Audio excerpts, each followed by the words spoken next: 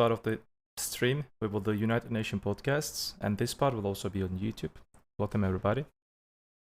In this United Nation podcast, there will be different streamers and the players from all around the world, from the different regions, from the different servers. So it will be fun to watch it. And now I will join the Discord. Let's have fun. Let's talk about the game itself. What is wrong with this game? Can we make it better? How we can make it better? We will see.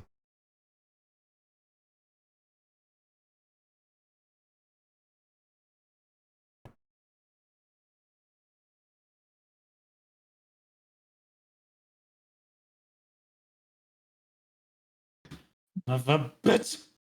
All right. Hello? That's fine. It's all good. Fine. All right, Champion Oh, Jason, no, you no. want to introduce yourself? Hello. This is gonna happen again, by the way, with Armin and Hem joined, so you have to redo this twice. God, bro. I'm just gonna put NA.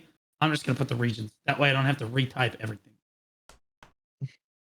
Okay. The text is still, you can still see like who's talking on the left side. Exactly. Yeah. It'll be okay. It'll be fine. That's Quendya.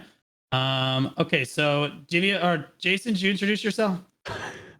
I said hello. I guess surely people know me from the last 3 episodes. Otherwise, Valkyrie player, Europe server for about 7.5 years by now. Hello. Glad to be here. Right on. Okay, Divios. I PvP and I did PvP and Striker and Sage. I don't really know what I'm feeling right now though. but yeah, shit. Yeah, Zur Dragon. Feeling right now. I don't know, man. I'm losing it. Yeah, I think we're all kind of losing a little bit. All right, and Quendya representing or helping represent MENA. Yep. Bro, introduce yourself. Throw me a bone a little bit here. Wait, okay. Am I going to introduce myself? Okay, I'm playing server MENA. Yeah, go I ahead. don't know how many, Yeah, like you're 7 years introducing and yourself a little something. bit. Yeah. I'm creating content on YouTube, Twitch, trying to do my best to increase the quality of this community. And this community deserves every good things. That's all I can say. All right, right on. We have, for the first time, we have console represented. This is SwordKings, previously known as Squidius. Go ahead and shout yourself out there. Hello. I'm a warrior player, currently in the #1 guild, and also probably the #1 doomer for console. You know, that's all I got. It's quite the feat. There's a lot of doomers that go on. That dooming that goes on console. Oh, nobody's That's dooming kinda harder crazy. than me right now for console. That's kind of crazy. All right, and then we have Yambyam representing Korea. Hi, Yambyam. We're translating. 얌얌님 계세요? 저는 시청자 네. 얘기해요. 반갑습니다. 헬로. 그냥 인사. 헬로. In Korea streamer Yambyam. Yeah, we love it. There we All go. right, good stuff. Okay, and then for the first time, we actually have a South America representative. Definitely the most prominent South American streamer that has grown from our category, ZeusGhostz. Zeus, you want to introduce yourself a little bit? Yeah, man. Hello. Thanks for the invite. Sorry for my English. It's not my main language. I would try my best to follow you guys. Yeah, you're good. I play since the launch of the game. Play Berserker. I organized a tournament that rolls for the whole year for 5 years, and now it's kind of dead. So here we are. True. Now, remember, chats, all of the chats listening. Remember, part of what makes the UN podcast very special and very good feedback is not us sitting in the call. It's the responses that we get from each of the communities. So please, if you have an opinion to vocalize, please do so in the various chats. Doesn't really matter which one you use. It's very important to kind of express your concerns with the game or with things that you like about the game, etc. In a reasonable light during the podcast. That's what makes this special, is that we try to give everybody, as many people as a voice as we can here. So my first question is going to be how people feel the current state of the game is overall for PvE, PvP, and life skilling. Do they feel like it's trending downward, trending upward? How they feel about kind of the overall state of the game? And I'm very intentionally going to ask Yambyam first. just because I want to hear kind of the unobstructed view of what kind of KR kind of thinks about the game, because they already have the Land of the Morning Light 2 expansion with the Sovereign Weapon. 네, 얌얌님부터 시작한대요. 그래서 지금 현재 게임이 전체적으로 어떤지 그냥 분위기상 특히 뭐 PVE, PVP 따지는 게 아니라 PVP, PVE 포함 그리고 이제 그 아침에 아침의 나라 2가 나왔잖아요. 한국 서버는. 그죠. 네, 그래서 전체적으로 어떻게 지금 반응이 어떤지 한국부터 시작하고 싶대요. 반응. 네. 일단 한국 서버 현재 상황은 이제 아침의 나라 2 이제 도사 업데이트 됐을 때보다 사람이 많이 빠졌어요. 한국 서버도 마찬가지로. 이제 채널에 그 혼잡이 없을 정도로 피크 타임 네. 때도 사람이 좀 빠졌고, 이제 아침의 나라 2가 나왔는데 아침의 나라 2 컨텐츠가 사실상 그 메인 퀘스트랑 무기, 새로운 무기 있잖아요. 군악 무기. 네. 그거를 제외하고는 사실상 없다 보니까 딱히 즐길 요소도 없고, 그리고 이제 기존에 유저들이 원했던 컨텐츠도 없고, 그래서 다들 좋은 분위기는 아니에요, 지금 현재. 그리고 또 오케이. 한국만 그런지 모르겠는데, 그 거래소 디플레이션이 엄청 심해요, 지금. 오히려 새로운 장비를 맞췄는데, 맞추기 전부 다 수익이 떨어졌어요. 사냥터 수익이. 아이템 값이 내려가서. 그래서 다들 좀 안 좋은 분위기, 좀 많이 가라앉아 있습니다. 한국 서버. 아이고. 네. 감사합니다. Okay, so you're saying overall after the DOSA update, there was like a little bit of a, sense of hope, more players coming in slightly, but then right after that, lost players, peak time, even during peak times, server seems to be low population. And he said for after Land of the Morning Light 2 came out, other than main quest and new weapons, as we all know, not much to enjoy left. And he thinks there's no content that the players actually wanted across the Korean server. And he said the deflation is huge on the KR markets. Everything's just on a downward trend, he said. Yeah. Okay. Look, I'm only look, it's not that I'm happy that he's right. It's that I'm very happy that he agrees with the rest of the sentiment that we're about to share. But I'm not going to share my sentiment here. I don't want to come off as too biased. Let's go down the list. We'll start with ChampionJason. ChampionJason, how is EU doing right now? Can I quickly just tell that to Yambyam? Because translate what you just said? Because of the prayer hands and all that, so there's no misunderstanding. 왜냐면 지금 블루님 반응 약간 좋은 반응한 게 착각이 아니라 오해 삼을까봐 설명드릴게. 망해가는 게 좋은 게 아니라 약간 한국도 미국이랑 같은 시선이라서 다행이다라는 제스처한 거라고. 네. 오해 없게. Yeah. So sorry, yeah, Champion, take it away, my bad. Let's make sure there's no misunderstanding. Oh, it's good. Yeah, no, it's good. Yeah, I would say it's in a quite disastrous spot. PvP, there's basically nothing really left. I know for a fact that a lot of PvP players are currently playing on a private server because they can't be asked with the normal one anymore because there's no reason to play it. So people legit play the same game because they enjoy the game, just at a different game state on a private server. PvE, I mean, you can see it with the market price and everything. It's just like dying down as well, as far as I know. And overall, it's I haven't heard any positive thing about the game probably in 2 months, if not longer. It's kind of all been negative, at least from what I've heard in months by now. Yeah. Okay. So can you give us the state? So you said you talked about PvE. That's good. I assume that life skilling is kind of in the same-ish area in the boat if the marketplace is kind of screwed. As far as PvP goes, how's EU receiving the new Node War system now? After the last UN podcast, you said that a lot of guilds were going to quit. What happened? Oh, they did quit. Tier 3 has 1 guild left. It's the Tronation equivalent for the NA people here. It's Konka or Chonka in Europe. They're placing on Tier 3 for the free bag. They log in. They sometimes don't even reach 75 people to sign up. It happened before. They sometimes don't reach 100 people for War of Roses, even though it's literally like sign up, note what they don't even need to go there. War of Roses is like 10 minutes of fighting and then get a free bag. But there's no point for them to do it anymore because why would they need the money or the gear for, right?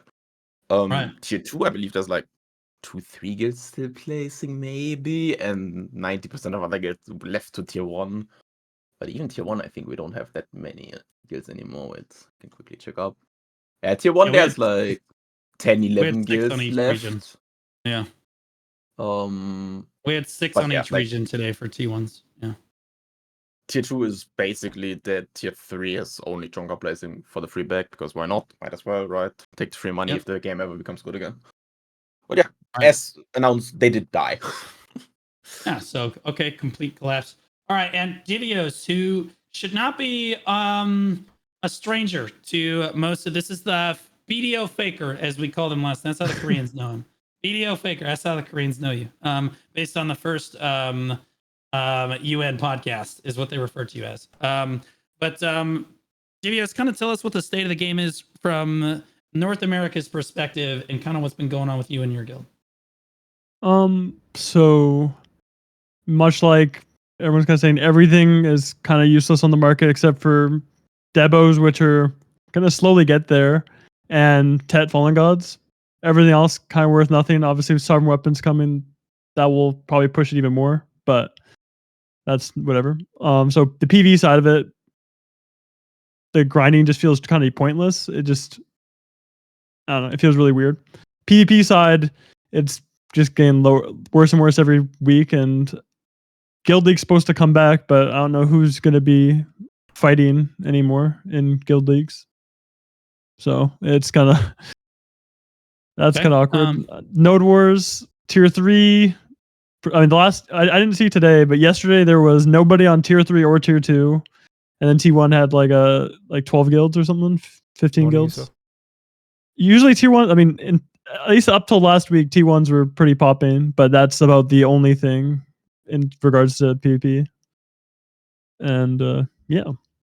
Yeah. And you want to give a little bit about, Joe dying and stuff?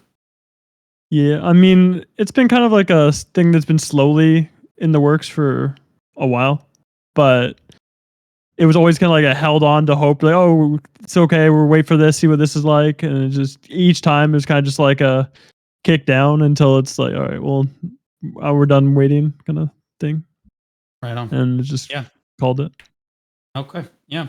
Quendya, how's MENA doing over there? Is any light at the end of that tunnel? So MENA is a small server. People should know that also. And we are used to these kind of small, kind of like, you're being small, you feel small. It's okay. The general thoughts about, for example, for PvE, people generally complain about the imbalanced situation of PvE between classes. They're, shining classes. People want to play their, compared to bad classes. They're complaining about that. And we all know that PA doing that intentionally. We don't know if there is actually solution for that. But overall for PvE in the market seems okay. But about PvP, the new Node War system, they overall like the system. They like me. But the problem is the system, while the system is working, that's the problem. Like compared to the other ones, you always have a chance to fight with somebody. The system is forcing you to fight somebody. But the conditions in the fight, that's the problem. That's why people complaining. That's why people quitting, or that's why people every day complaining. For example, yesterday we did the Node War. There was 3 guilds in we were in Valencia. 3 guilds. We did an amazing PvP. We had a chance to do an amazing PvP, but it just ended in 25 minutes. And it's an ironic situation. Like, we got it. Like 1% HP of our fort, we got it. It was funny. It was funny for us. Like, it was irritating for our opponents. There was nothing we can do about it. What we can do about PvP in the Node Wars, we can change the entire system. Keep the main system same if they want to do that. I'm not saying that roll back everything. We can keep the system, we can change the ingredients of the system. So Node Wars maybe can be saved like that, but people needs to listen what community say. Our developers needs to listen. And they need to proper test team to test everything properly. Or if they don't have, I am okay with that, then we are testing for them. They have to listen what we say. On the other hand, like AOS is okay. I like AOS. I don't have time to do AOS in these days, but in AOS, like everything is so casual. Everything is so monotone. Like we have to change something in AOS. Maybe map, maybe some rules, maybe some different things. And also the rewards of AOS. They non-stop giving the same rewards. Divios talked in his videos, for example, they non-stop giving the same costume. Like there should be something different, for example, to draw attention of people, to hype, they increase, ignite the flame in their heart. in Guild League, they're giving non-stop the same thing. Like if I win, for example, in AOS, if I become like a 5 times Rakania, like 5 season, I should get something special for that. So I should push myself, and everybody can push themselves for these kind of things. So PA should remove the monotone things in their contents. That's what people think in my territory. Right on. Okay, right on. Thank you, Quendya. All right, so this is the first time we've had console on the podcast. I'm scared to ask, SwordKings, what do you want to say on behalf of the console community? How is console doing right now? Just like you asked if there's a light at the end of the tunnel, I can assure you we are at the bottom of that tunnel and under that ground. They have forgotten completely about us. We're missing 50% of the game. Nobody's doing anything. It's a barren wasteland, and that's just NA. I can speak for NA. I can speak a little bit for EU because I talked to some of the EU guys, but EU has been dead far longer than NA has. NA has recently suffered as of just recent times. EU has been dead for probably over a year, if not more. It's been really bad over there. The number one guild just basically sat on a castle for like 100 and some odd weeks. They just didn't move. Nobody challenged them, and they were just there. Main was on the Calpheon castle, I believe, for I don't know. It was a long time, and the whole there was a plan to it too. They sat on that region, and the whole goal was to manipulate the market for distos. That was their biggest thing: to sit on Calpheon, get the max disto drop rates, and then straight up hold that down for as long as they could. And they'd kick everybody out of the grind zones for Star's End, and for the longest time, when that was the only content we had, because Star's End was the highest grind spot at that time. Wow. Okay. And it's really bad. Right on. Okay, the market's bad. The PvP scene is even worse. We don't have AOS, no guild league. RBF is still Castle Ruins. No, everything's really bad. It's on fire. There's no positive. There's nothing I can say that's positive. Okay. All right. Gotcha.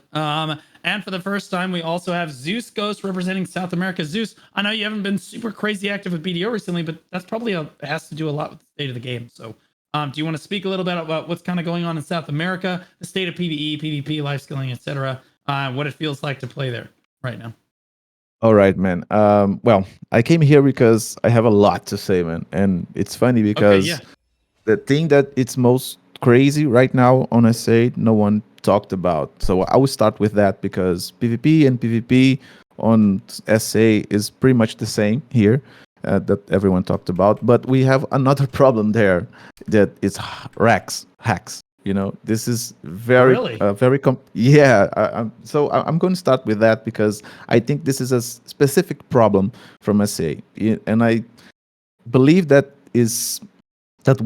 we, and I always say we, but it's kind of I created this a little of this problem because we have the Fight Club that it's a tournament that I organized for like 5 years, and it rolls for the whole year. It was something that I created with the community and the support of external companies, not from the support of Brobear. And I need to make that very clear. We created that, and it's crazy. You know, it's a tournament. It's a show. I believe that a lot of people, even off SA, knows Fight Club. We do a lot of fights every week, and it happened for a long time. And some names kind of came up from that. You know, we have a lot of people that became champions, and we have money prizes every month and something like that. And one of the people that got banned was one of the biggest champions on the tournament, you know. So a lot of people, a lot of people knew he knew his name. That was Zed, and he was kind of the explosion from this because after him, a lot of other people got banned, and a lot of other people that were known on the community. There's a lot of people that is very known on the community that got banned. Other streamers got banned as well. It became a horror show, MSA. So right now, this hack problem is still a problem. We have clips, recent clips that people on Red Battlefield wrecking like crazy, Archer just killing everyone with one skill, one shot, everyone. Yeah, we saw that Archer. We saw the Archer. Oh, you saw that, right? I believe you saw that. So right now on SA, we have this cloud of hacks. Everyone talks about it. Everyone is afraid of it. Not only the problems that you showed here are there as well, but we have this other problem that it's still there. Every week we are waiting to see who else will be banned, because they're still rolling, right? So the situation is not good, but right now I've been creating content for this game for a long time. I love this game, as all of you here, and what I see right now is that I believe that Black Desert is trying to go to another way, the different way that everyone here wants. Black Desert is going to another way. He's going to a casual side. He's going to something that everyone is happy. I don't know. I really don't understand the path, but it's clear that it's not the path that anyone here wants. So I'm like you said, I'm trying to do other stuff right now. I'm playing other games and creating content on different scenarios, because I don't know, Black Desert is not it's not going to where I want him to go, so I don't know if it will go there, but the situation, I think the situation is bad for people that play the game for a long time, that know the game from a long time, that wants PvP, that wants the things that got killed somehow. But there are some other group of people that are happy, the new players that got new weapons, that got Black Pants, Black Star for free. They are happy, they are engaging in the game right now. But as we all know, the magic will die in some point, like it's dead for some of us. But right now I see that this little group of people, the new people that are coming to the game, and they are always coming new people to the game, and they are kind of happy with the game. But the other side of this, people that are in the game for some time, it's the same for everyone, I guess, and we are not happy, Okay, yeah. Okay, yeah, we got you. All right, right on. Yeah, honestly, that Zed guy reached out to me, and he was if I remember correctly, he was trying to show me that he didn't actually exploit. So like that was kind of a big deal. I chose not to get involved with the entire thing. But like, yeah, I heard about all that. Kind of crazy that it's becoming a bigger and bigger issue. And it seems to just be an SA thing, because like we don't really have too many problems with hacking in the rest of the world here. Okay, so I think across the board, we can all just collectively say the game is not going the direction that we want it to go right now. No one is happy currently. So we're going to break this down one item at a time. We will start from the smallest issues, in my opinion, and we'll work outward. Smallest issue, in my opinion, is that the PvP is struggling. That is the smallest aspect of the player base. And so we obviously should probably talk about this a little bit. PvP has been on the decline in North America since the new Node War systems came out. Open world PvP is also it's been kind of dead since the one-sided deck changes. And they rolled those out. So like the Node War changes, we have not heard heads or tails of, but we're down at under 18 total guilds participating in North America. My understanding was that there were 14 total guilds participating in EU today. I think that Asia had, somebody reported 18 in Asia today. So like we're under 20 guilds across the board, kind of worldwide. I'm sure that console is definitely not doing super great with it either. And neither is SA. So like this new Node War system does not seem to be it. I am curious, so Brobear, have you been kind of like low-key trying to keep up with translating for Yambyam and his viewers there, or do you need a minute? Yeah. No. I've been translating towards, I'm DMing him and he's showing the DM on his stream. Perfect. So I've been kind of doing like a, paraphrasing. Just try to get it as close as you can. Yeah. Perfect. Yeah. Okay. So now I'm kind of curious. What does Yambyam and Korea? How is the node war system working in Korea right now? Is the scene healthy? Do they like the node war system? Are they only doing it for rewards? Like, what's the situation over there? Okay. 지금 일단은 PVP부터 질문하셨는데 현재 북미에서는 PVP가 굉장히 하락 중이거든요. 역사상. 예, 그 전쟁 시스템이 몇 개월 전에 바뀌고 나서 지금 총 활동 전쟁에서 활동 길드 총 틀어서 18길드가 있는데 뭐지? 최근에 따라서 많이 떨어진 거거든요, 그게. 그 티어 1만 해도 주말에 한 24길드가 있었는데 지금 총 틀어서 18길드밖에 없어가지고 예, 근데 현재 한국에서도 지금 상황이 어떤지 그 좀 반응이나 상황, 특히 전쟁 또 오픈월드는 죽은 지 오래됐으니까 네. 일단 노드워 그 거점전은 네, 노드워 거의 아직 현재까지 거의 비슷한 것 같아. 머릿수 자체는.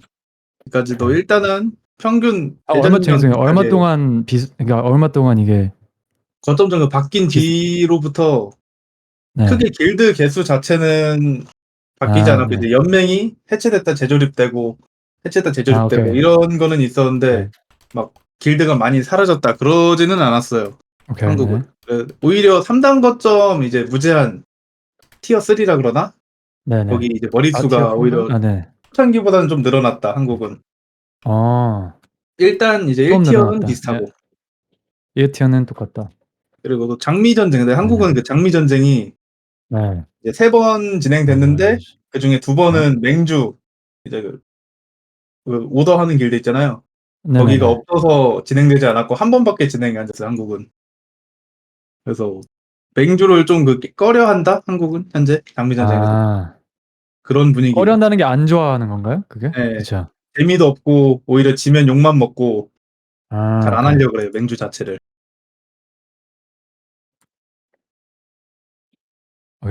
그리고 so he's saying 더 있네. 네. 솔라레는 좀 이슈가 많았었는데 그래도 중반부부터는 좀 잠잠하고 좀 솔라레에서는 그 F3 긴급 탈출 찾는 버그 그런 것 때문에 좀 이슈가 좀 많이 됐었어요 초창기. 맞다 F3. 네. 초창기라는 게 이번 변경 초창기요? 아니면은 이번 시즌 초창기. 이번 시즌 초창기네. 대충 이 정도 PVP 상황은? 네, 잠시만요. Let me just okay. He's saying overall in Node Wars, not too much of a difference in the number of active guilds across the board since the changes. So they only have like 4.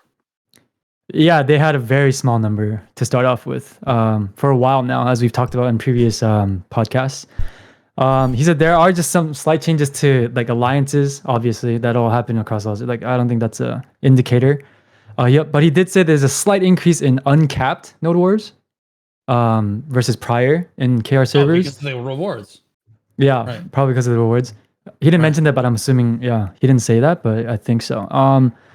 He said T1's still the same. He said War of the Roses, there were three War of the Roses, but 2 times it was canceled or didn't happen because there was no, I forgot the word, you know, like there's like a leading guild or whatever it's called for it to happen. Yeah. So there was that didn't happen. So there was only 1 actual War of the Roses and it never happened after twice out of the 3 times. And he says it's because of the perception. No one wants to in Korea kind of take that role because, you know, if you perform bad, it's all about the perception, I guess. And he said AOS had a lot of issues early this season, especially like them finding out about the F3 cash out bug and other ways to do it to pull off to see the V escape.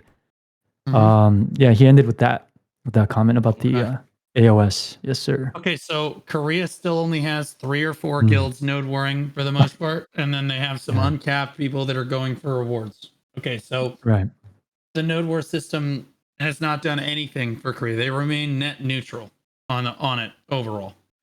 From what he said, net neutral, yes. Net neutral. Okay. And for the rest of the world, it is a net steep decline. The node war system has been a complete disaster for North America and Europe, for sure. In console, I think it was already a disaster in console, but now I would assume that it's even worse now. Is that correct? SwordKings, this is when you talk. Oh, I'm sorry. I was reading my chat. Can you repeat that one more time? You're good. Your node war system, is it worse or better than the old node war system? Far worse, infinitely worse. Pretty much Uncapped died. It fell apart. There was nobody wants to challenge the #1 guild, which I can't fault them. They tried for such a long time, and when alliances were able to take us out in like 15 minutes or whatever, that was peak. And for them, and then now they can't like get rid of us in an instant, so they're forced to fight us for an hour. So they're just getting farmed for an hour, and then nobody wants to deal with that. It's better that they just go to a T4, T5, or a T5 that we're not on, and they just go over there and do their thing. Sometimes I've heard recently some other bigger guilds went down to T1s and started beating up on the baby guilds. I heard that in my last stream. Somebody was telling me about that, which that was not. It's not something I personally support, but I guess you do what you got to do to make the game fun for you, I guess. Yeah, it's been a net negative pretty much.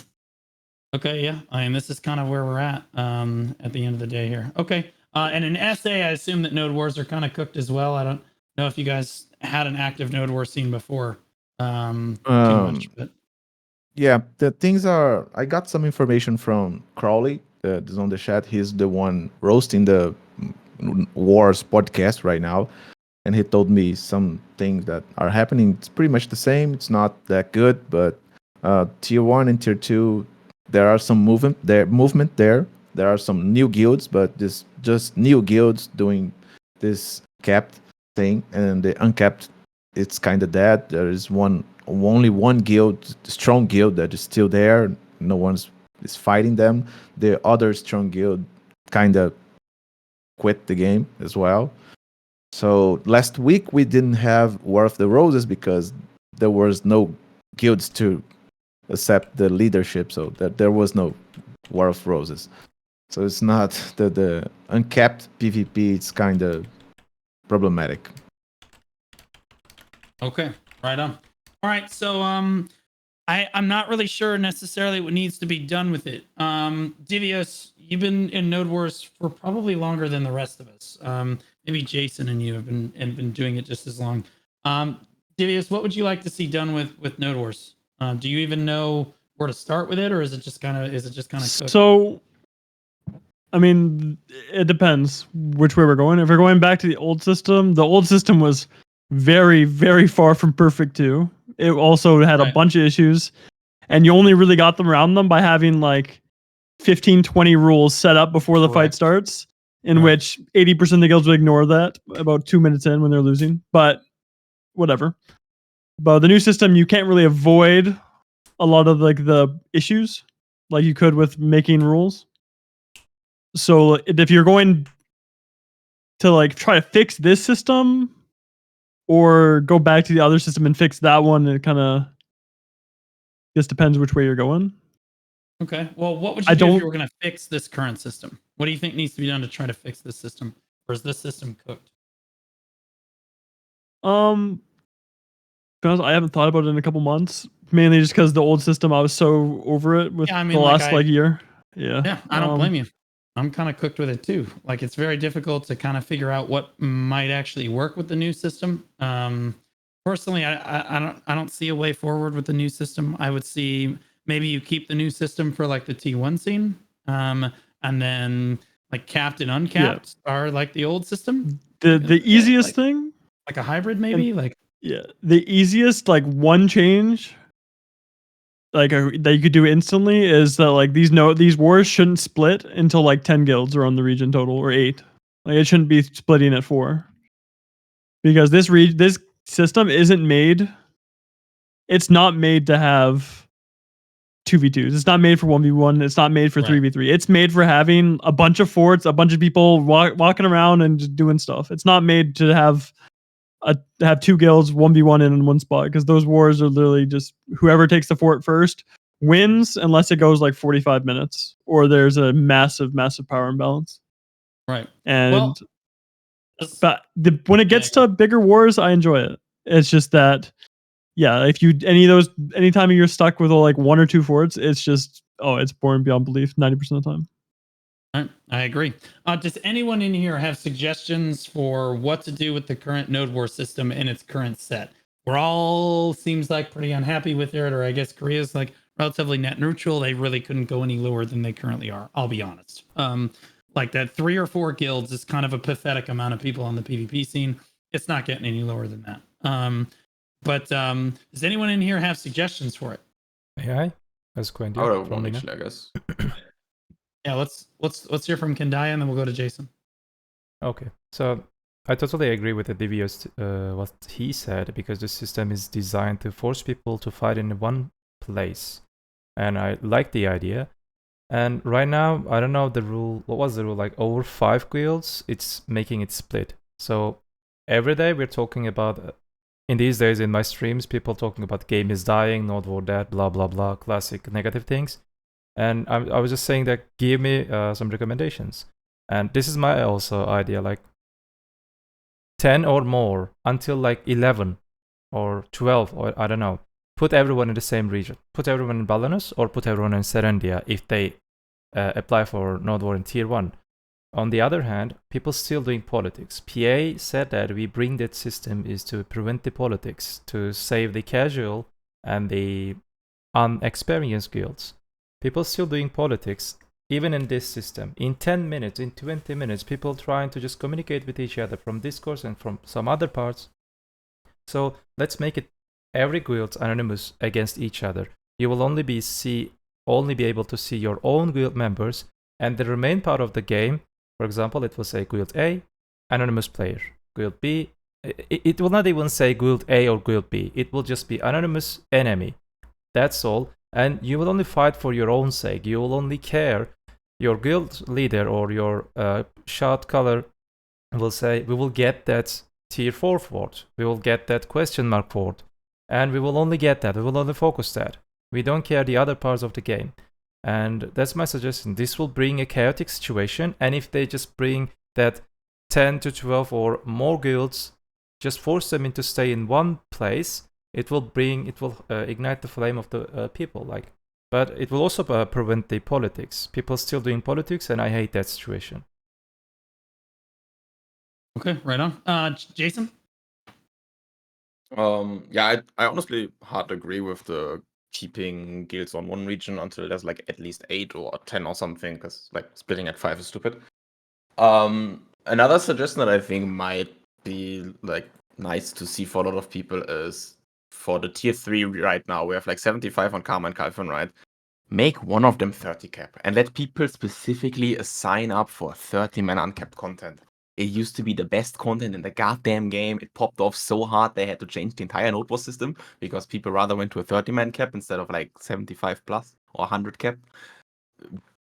People enjoy that way more. Like, it's still dead, but like maybe some can enjoy that at least, right? At that point. So change Kalfin to 30-man cap, leave Karma 75 for the people that want it, and then let people decide if they want to go 30 or 75-man. Uncapped gear though. People want to use their main gear in Node War. They grinded 8 years for it. I'm not sure how to fix this, but one thing that I would say needs adjustment is that there's not really a winning condition for the fort holder. Like once you have the fort, and it's not just a 1v1, right? If it's a 1v1, you just wait the timeout and you win.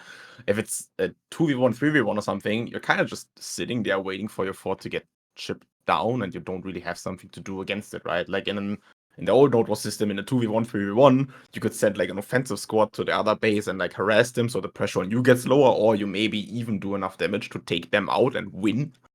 In a new system, you kind of just wait until your fort dies out, because you can't really go offensive on anything, right? Like, you can destroy the flag, but who cares? Like, it doesn't matter. Like, they're gonna put a new one, or they're like gonna respawn town, right? You don't have a winning condition that you can play for. You're sitting there trying to defend, but eventually you know you die because they just run in and hit your fort. And it's like super like unfun to know, like, oh, it's a 2v1, there's no point in us even getting for the fort except for playing the RNG timer that if we hold it, maybe we win. But like, you kind of want to have a clear win condition to incentivize people for like playing for the win, right? Right. Yeah, no, I think that right now one of the biggest problems with Node War is that there's no competition. Node Wars is content. Hopefully, Brobear, you can translate this reasonably. Node Wars are supposed to be content for PvP players. Most of the Black Desert community does not like competitiveness in this game. Most of the game, like the player base, doesn't want it. However, the people that come to Node Wars want to feel that competition. They want to feel that strategy, that sense of cohesion with their guild. And currently, the current system in Node Wars does not encourage you to have that cohesion as a guild. There's no objective really that you're searching for. There's no strategy involved. It's just dive the fort repeatedly, and it's not competitive at all. It's basically just whoever can last hit the fort, and it doesn't feel very good because you're just sitting there getting farmed on repeat over and over and over again until you try to get the fort. Typically what people are using the Node War system for nowadays are just to try to get the rewards, and then they kind of just get away. If they don't feel like they can get the rewards, then they just don't go. It's kind of where we're at. So like, I would personally, I'm not sure that this system can be changed or that can be brought to speed. I think that this Node War system might work for T1 Node Wars, and then you could roll it back for the capped and uncapped, or you could do a hybrid for capped and uncapped, where like you're still alleviating like the stress on leadership cores, where like the base is already built for you, but you're still using recovery centers, but you're still using supply depots and all this stuff, just like the old system. But like the current system also does not, like, one of the biggest issues is the current system does not prepare you in any way to do siege. So you don't have new guilds, all these new guilds that try Node Wars. One, they're not coming back in most cases, like consistently enough. And two, even if they do come back, they don't feel they can grow to a competitive enough, to get a competitive enough advantage to try siege in the first place. Siege is super different than Node Wars. They're completely opposite things. No new guilds can go to siege because they don't understand any of the mechanics. So I don't see how you can keep this current Node Wars system and the current siege system. And the solution is not to completely nuke siege into the ground, because Node Wars is not working. It's just not working. The system either needs dramatic changes, or in my opinion, it needs to be rolled back for some of it, and a hybrid needs to be implemented for guilds. But that's my take on Node Wars. I've stopped doing serious Node Wars altogether. It just doesn't make any sense anymore. And like I said, most of the other guilds have kind of given up on competitive Node Wars at this point as well. Blue, may I speak a little about this? Go ahead. What I see here is something that we did a lot on streams, that it's to gather players that know about the game and has their issues and try to come with solutions, right? And most of the times we always get some really good ideas, just like we are doing right now. The problem that we reached, it's that for who they are trying to fix each thing on the game. When we say the war is not good for us, right? So when we try to come with solutions, we try to come with solutions that we want. But is that what Jay wants? Is that who is he focusing on? That is my main issue, because when we are trying to give ideas to a problem they are not trying to solve. I don't know if you understand me. They are trying to focus on. Perfect way of saying it. Yes. Yeah, they are trying to focus on some kind of players, and they do it. The players that are complaining from harassment on the field, they got what they wanted. So players that don't want to organize a guild, don't want to have the trouble to understand it, to train, were complaining. So they have what they wanted. So they are doing exactly what they need to do for for a specific group of the game, and that's, for me, is the main problem. So if we want to, my idea is change the way. You need to focus on the people, on other people. As long as they do not do that, no matter what idea we come out with, it's not going to happen, because we are not the focus. So I believe this is a main problem, not only for PvP, but for the whole game. People from other categories of the game are complaining as well. They have a lot of other problems. PvP is not the only problem on the game. That a lot of problems in a lot of other sectors of the game, and it happens in the same way. They are focusing on the new player. the player that is coming now, the player that's coming back and don't wanna have this whole way, this whole spend a lot of time to get there, to feel that he's winning, that he's going somewhere. For me, this is who Parabéns is focusing on. As long as they are focusing on those people, we are gonna be here forever, man. Complaining, having great ideas, and they don't care. I couldn't agree more. Does Yambyam have anything to say right now, or like? Because I was going to pivot to the next discussion. Can I say one thing about Siege? Divios, go ahead. Yeah, go ahead. So it's actually something they talked about like a year ago. They talked about it recently a bit too, and they've constantly made changes to castle defense where they keep on wanting to like, oh, they want the person to be able to defend 1vx easier. That's what they've been saying. They add the what's it called, the relic thing, so you can't fly in castle, you can't spawn in the castle anymore, all this stuff. But you could do everything in the game and it doesn't matter when you the final boss of the 1vx isn't the players, but the fact that as soon as you walk in with 300 people, it says please try again for everybody involved, and you can't play the game anymore. It doesn't matter. Yeah. You could make me. I could be 3 times the strength of them. It doesn't matter. I can't move. I can't press any buttons. Yeah, it doesn't feel. The server doesn't work. It doesn't. Yeah. It doesn't matter. Yeah, I completely agree. The lag is a serious issue. Go ahead, Jason. I would like to chip in on where Divios just mentioned, right? Like the siege changes that we've seen. Like I think it was introduced last week. This would have been a banger change in 2019, where you averaged castle siege on a defensive side, right? Where if you wanted to get a siege going as a castle holder, your options where you get zerged by 4 guilds, 5 guilds, or 6 guilds would have been a banger change back then. Right now, the only siege you get is 1v1s, man, because there is 2 guilds sieging every week. Nobody sieges anymore because the game is fucking dead, right? Like, this change made it funny enough right now, siege even worse. Because all you get on a castle region right now on Europe is a 1v1. And that is completely pointless now. Like, that is a completely unfeasible fight unless you are fighting rank 1 versus rank 8 or 9 or 10 or something. Anything that's like rank 1 versus 2, 3, 4, 5, 6, you can't 1v1 anymore, bro. It's not possible. So this change, funny enough, made Siege worse, even though it would have been good 5 years ago. Yeah. Agree. So how do I phrase that? Recent, what's it called? The barrier change? What? Something artifact or relic or something. Dakrota's relics. Okay, there we go. Okay, I got it.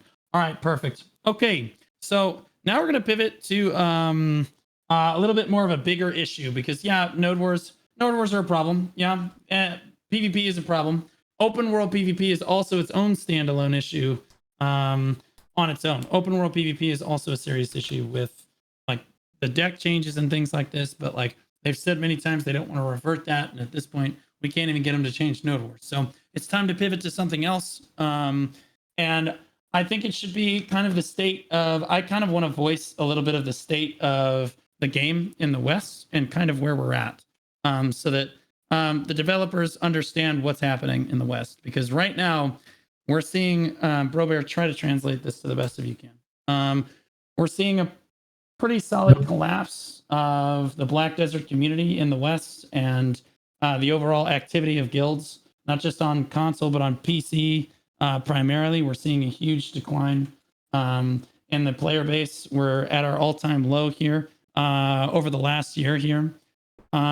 People are talking about boycotting the game. People are really upset. I'm really upset. Everyone is at maximum frustration because we do not feel that the developers care about what the West, North America and EU, particularly, I know, say about the game or our feedback on the game. And we are the ones that pay their salaries. We're the ones that pay 67 to 70% of their market share comes from NA and EU. SA feels the same. Yeah, I'm sure that the entire world feels this way. Over 90% of their market share is outside of Korea. And we feel that the developers do not listen to a single word of what we are asking for. Furthermore, people are talking about boycotting and just quitting the game altogether, or just organizing boycotts and things like this. Like, we're talking about losing millions of dollars in the West right now if the developers don't address what is going on. Okay. We don't feel heard. We don't feel listened to. And a huge reason behind this problem is because they keep releasing content in Korea before they release it to the rest of the world. It's incredibly frustrating as a Western player to hear, yeah, well, the content's finished, so we're just going to push it out. Well, the content's not finished until it's translated and localized. It's just that simple. We pay your bills, okay? You should not be using Korea as a test server.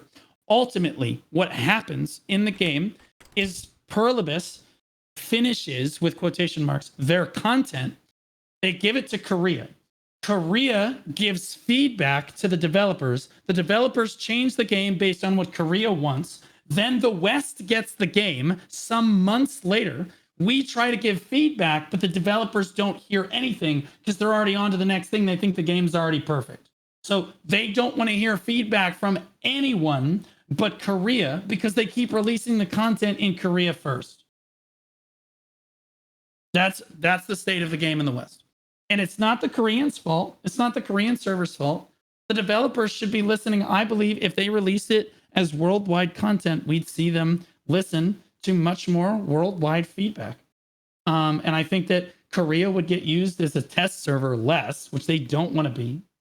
And I think that the rest of the world will be much happier, everyone receiving the content at the same time. One thing I do want people to understand is that this company's motto is the adventure never stops. That's what it's supposed to be. But instead, what the developers have created is a situation where we all of the rest of us have to watch Korea have this content, and the adventure never starts for the rest of the world. We don't get to have an adventure. We see Korea have the adventure. They're the ones that get to discover all of the content. They're the ones that get to give the feedback. They're the ones that get to discover all of the new zones and everything. We don't get any of that. There's no sense of discovery in the West. We already know everything that is going to happen on day one and exactly what we do because you've released it in Korea months prior. We're upset. We're really upset. Does anyone want to add to that? Does anyone feel I'm overshooting it? Jason, SwordKings, ZeusGhostz, Quendya. I don't think I think you hit the nail on the head.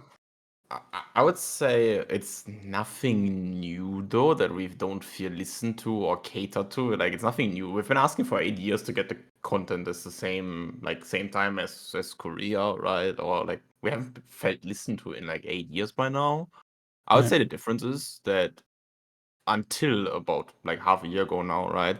The people didn't or like cared less because they still had content to play for and thrive for, right? Like, people still geared up to fight around here and there. I mean, a lot of people here are PvP players, so like a lot of them just still had content to go for and like had their weekly thing of Siege, Node War, EOS or something, like gear up, fight around, open world and stuff, right? So they didn't care too much. Like, it was annoying, but they still had a game to play, right? But at this point, we don't have a game to play anymore. And this is the reason why now everyone's leaving. I would say it's less of a boycott of like, oh, they don't listen to us, so we boycott it, because they haven't listened in 8 years. It's they took away the game that we have loved for 7 years now and we have played for and strived for. And now there's no reason to stay anymore. So now we're all just leaving at the same time. It's not like a organized boycott of everybody. It's just for everyone, the game has no point in playing anymore. Right. So yeah, again, I'm not trying to attack the Korean server for any reason. I'm just saying that like we don't feel that there's a way for us to get feedback through to the developers in any way. We truly do not feel that we can reach their ears and that they will meaningfully change anything about the game. Right. So I'd love to hear what Yambyam thinks. Sorry, one second. Just catching up on what you said. I'm typing everything. 1 second. Yeah. Just reiterated the last part you mentioned about the you're not attacking Korean server. Okay, sorry. You wanted to hear Yambyam's feedback about the whole thing? Mm-hmm. Yambyam님, 제가 지금 DM 보내준 거에 대해서 약간 반응이나 약간 한국 서버의 시점을 듣고 싶다네요. 네, 좀 길죠. 일단은 북미 블루님이 말하신 거 이제 한국 서버 유저분들도 다 공감하고요. 우리가 막 스포일러 당해서 흥미 떨어지는 거 그런 거 다 공감되고 그리고 이제 한국 서버 입장에서 말하면은 이제 한국 서버 먼저 컨텐츠 업데이트해서 즐기고 버그 수정되고 그러는 거 한국 서버도 막 그렇게 달갑게 맞아진 않아요 이게. 저희도 왜 펄어비스가 왜 한국만 이렇게 테스트 서버로 쓰는지 물어보고 싶을 정도라 우리도 막 이런 거 되게 불편해. 버그 있고 게임을 해야 되는데 버그 때문에 게임을 못 해요. 이런 상황이 되게 한국에서 되게 싫어하는 분위기입니다. 그리고 개인적으로 좀 말하고 싶은데 이제 김재희는 지금 소통 안 한다 그러잖아. 한국 피드백 기준으로 패치하고 이제 소통을 안 한다. 외국은 이런 식. 그거에 대해서 말하고 싶은 게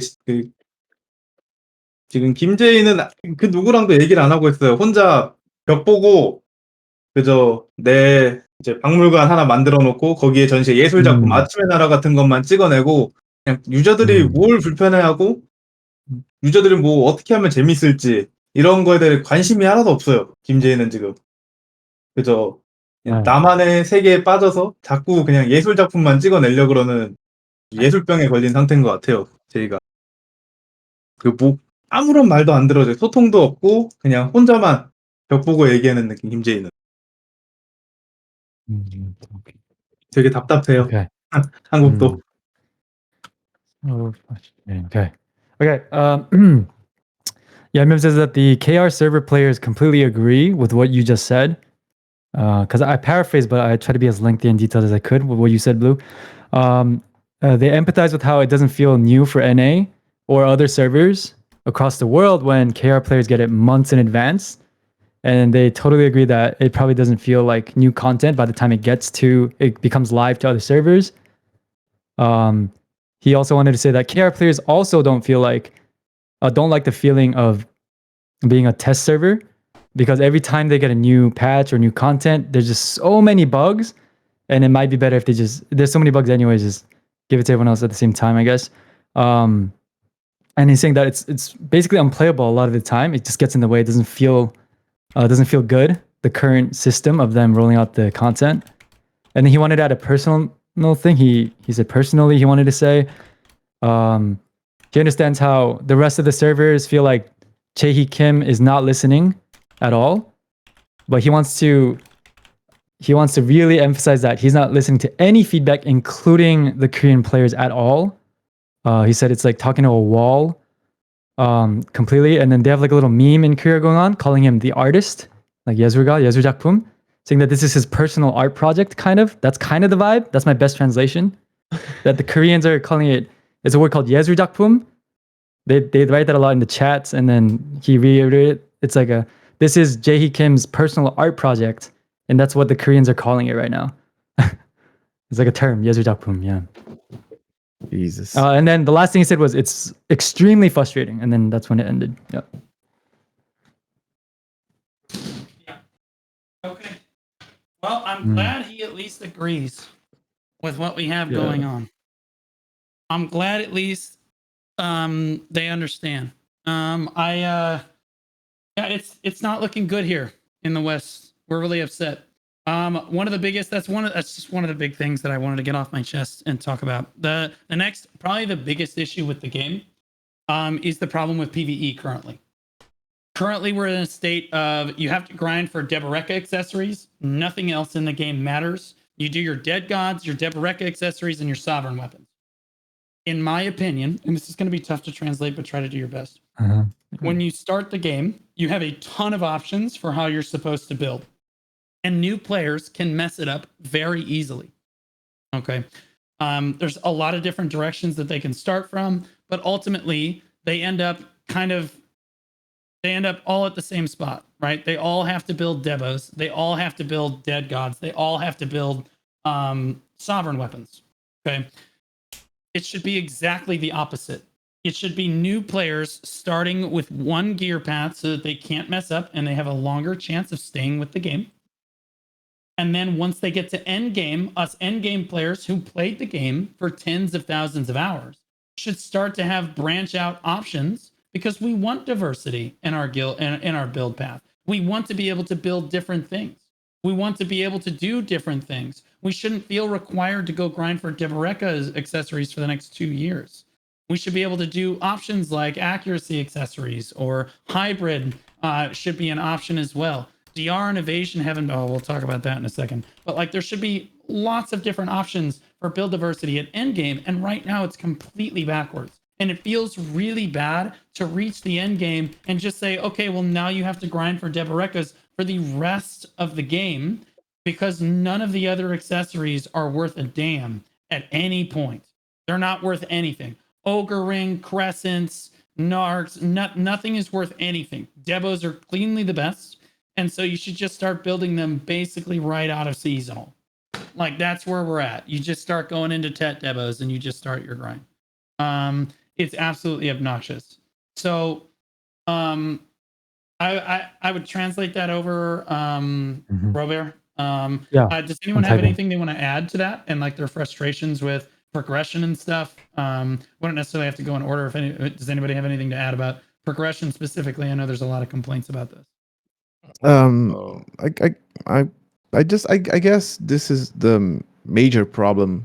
It's a major problem, right? So as PA on endgame focus only on new progression, new gear, more grind, and just no content as well, this is going to go endless forward. So I believe my frustration specifically is that we need content. You know, I just want a reason to get the power. Why I'm getting this power? What I'm going to do with that? So we don't have content. So I believe this is very frustrating, because I believe Black Desert has this big potential to be this great game, to have this great content, and the good or almost good content that we have sometimes just get removed and never comes back again.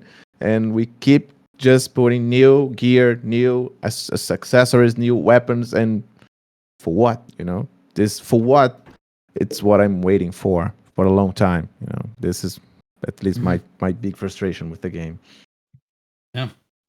Jason, also like to add in that, I don't know if it's just me, but I feel like it feels way less rewarding the upgrades you get, right? Like I don't know how many people in here remember playing the game, like, I don't know, 2018, you got your first pandemic, and all of a sudden your damage increased by 15%. You could legit 2 people. It was crazy. Yeah. You were like, bro, I've grinded for this like 3 months. It finally popped off. I'm loving my life. I can 1v3 now. I'm a literal god walking around, right? Now you grind like 300 hours for Pandemic for what? You get 1% PVE damage. PvP, nothing changes. You don't do more damage in PvP. Like, you still can't combo the people you couldn't combo before. You can combo the people you could before. And your PvE damage increases by 1%, so you can do like 50 more trash to Tangle Ruins, boys. We're popping off. It's crazy. Like, why are you spending 400 hours for this? Like, there's no point. And it feels so unrewarding. Like, between a full Tet Debo and a full Pen Debo set, who cares, bro? Nothing changes. Legit. Yeah, no, I completely agree. I'm curious what Divios, you are like literally the end game of the end game. You're basically, you've beaten the game for all intents and purposes. How do you feel about progression and what needs to be done, or like what is making it unfun for you? If you have suggestions for what could be done, we'd love to hear it. Yeah, so before, like back in the day, right, they released Deboreka Necklace. This item was unbelievably hard to get. It was like you had single digit people going for it, and those people going for it were dying constantly, one neck every 10 hours, miserable the whole time, and like months into that, one, like a couple people got it, and no one else was even going for it. It was a super rare item. The belt got added. People started getting the necklace. The belt became like an option. You could do it, but that crypt was too much. Crypt got nerfed. Crypt was possible. And these were all fine up till here. But then the earrings get added. and it just the set bonus, because they knew that those earrings for a lot of classes wouldn't be used. They had the set bonus, and it just forces you to need 3 set. Then they had the rings, it forces you to need 5 set. And it removes every other accessory from the game. Where before it's like you had accuracy, you could put on accuracy, you could put on evasion. A lot of people just were wearing like ruins, Volterra for like get a bit of HP. Obviously, HP now is worth even less. Right. And it's like there was a million options, and they all felt like pretty impactful. Where now there is no options, and getting the upgrade doesn't really feel that impactful. It's like it's I don't know how to explain it. It's weird. 100% right. Yeah, because I mean, like, you don't need Pendebos for anything. Yeah, I feel like they've overstepped simplification in the game. Yeah, it's they've just oversimplified our gear path, and now it feels unfun. Yeah, it's just I mean, I think you put it pretty way. Like early game, it should be impossible to make a mistake. You should be on you should be on training wheels until like you kind of know what you're doing, and then like later on, it's like, oh, I want to get this. I want to go for this. This little side ideas, and just for like niche items and niche situations. Right. Just like now it's. I don't know how to put it. Yeah. Yeah, you're good. Can I say one thing real quick? Because I found it really. I was gonna say In the Korean chat, they're calling Divios 검상혁. That was really funny because Faker's name is 이상혁, and then 검 is basically like BDO 검은 사막. So in the Korean chat, they're calling 검. They made like a nickname 검상혁. So it's like the first name of Faker in Korean, but they added the BDO on the front. I just sorry, this is a sidetrack, but it was funny, and I wanted to. Yeah. Worldwide recognized Faker at this point. GG. I love it. Yeah. I'm curious what Yambyam's thoughts on progression are. I assume you've kind of been translating a little bit of what we've been saying here and our thoughts on like the progression system. How do they feel about all of this, and like what are their thoughts on like trying to fix it? Because it does not feel like BDO anymore. You're muted, by the way. He's still muted. Is he cooking? It was a good run. It was a good run. We had it, chat. Sorry, we patiently wait. That's a good emote. The waiting emote's crazy, bro. The waiting emote goes so hard, chat. We're chilling. Hold up. Let him cook. It's funny. Wait, sorry, who are we waiting on? Not me, right? Sorry. You. Oh, me. Oh, I'm so sorry. I was typing. No, sorry. Oh, so sorry. Can you wait? What was the question? Okay. Can you translate? So I want you to ask the Korean chatters and Yambyam what they feel about progression, what we just said there, what their suggestions are, because this does not currently feel like Black Desert Online anymore. It feels like we're stepping away from what the game kind of has potential to be here. Okay. 얌얌이 제가 아까 쓴 거 있잖아요. 약간 프로그레션, 약간 뉴비 그 템이나 뭐 약간 시작점이랑 엔드게임 콘텐츠 그 변경 약간 네네네 집중이 안 되는 죄송해요. 그 설명드린 거 있잖아요. 네, 거기서 이제 한국 유저들이랑 얌비암님의 의견 어떠신지? 그 프로그레션이나 약간 게임 초반, 중반이랑 후반에 어떻게 바뀌었으면 좋을지 제안이 있으시면. 세팅의 다양성 그런 거 말하는 거죠? 그거 포함해서 그냥 그거 아닐 수도 있는데, 네, 그거 얘기하셔도 되고, 네.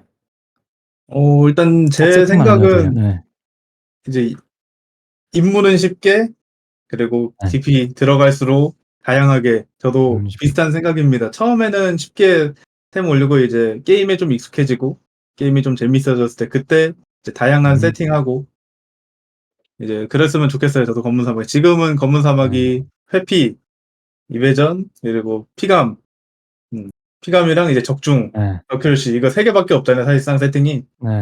좀 거기서 좀 다양해졌으면 좋겠다. 나중에 좀 세팅하는 재미도 있고 그래야 조금 더 사람들이 이제 RPG잖아. RPG는 뭐 템 맞추는 것도 맞추는 거지 빌드 맞추는 거 되게 재밌으니까 그런 좀 다양성으로 재미를 좀 줬으면 좋겠어요.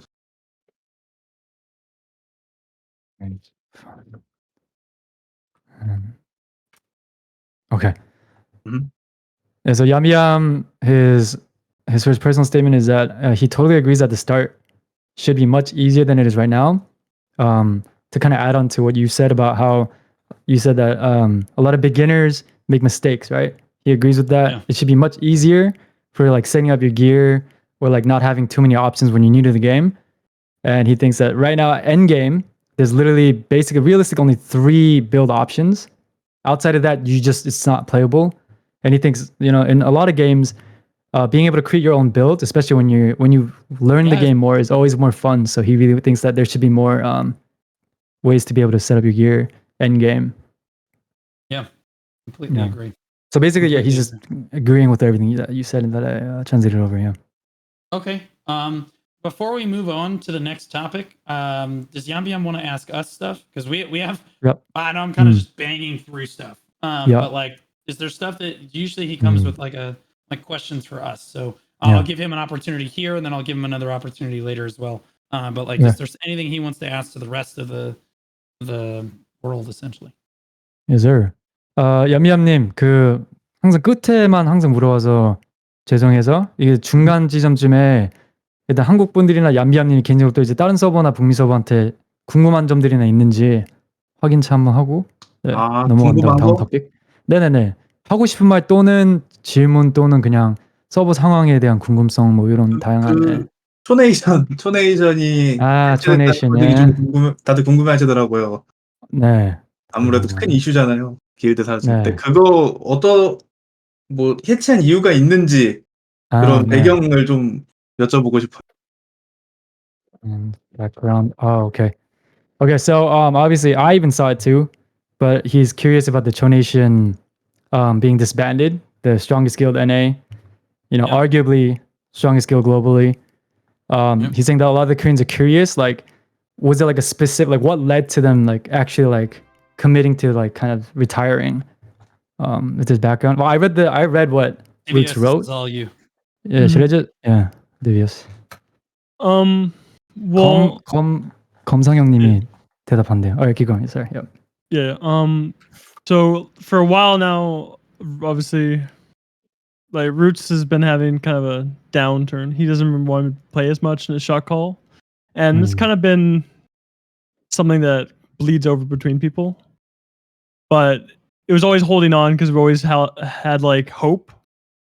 But the Heidel ball, honestly, was like that definitely did not help. The Heidel ball felt very weak, and it felt like we had no reason to keep going.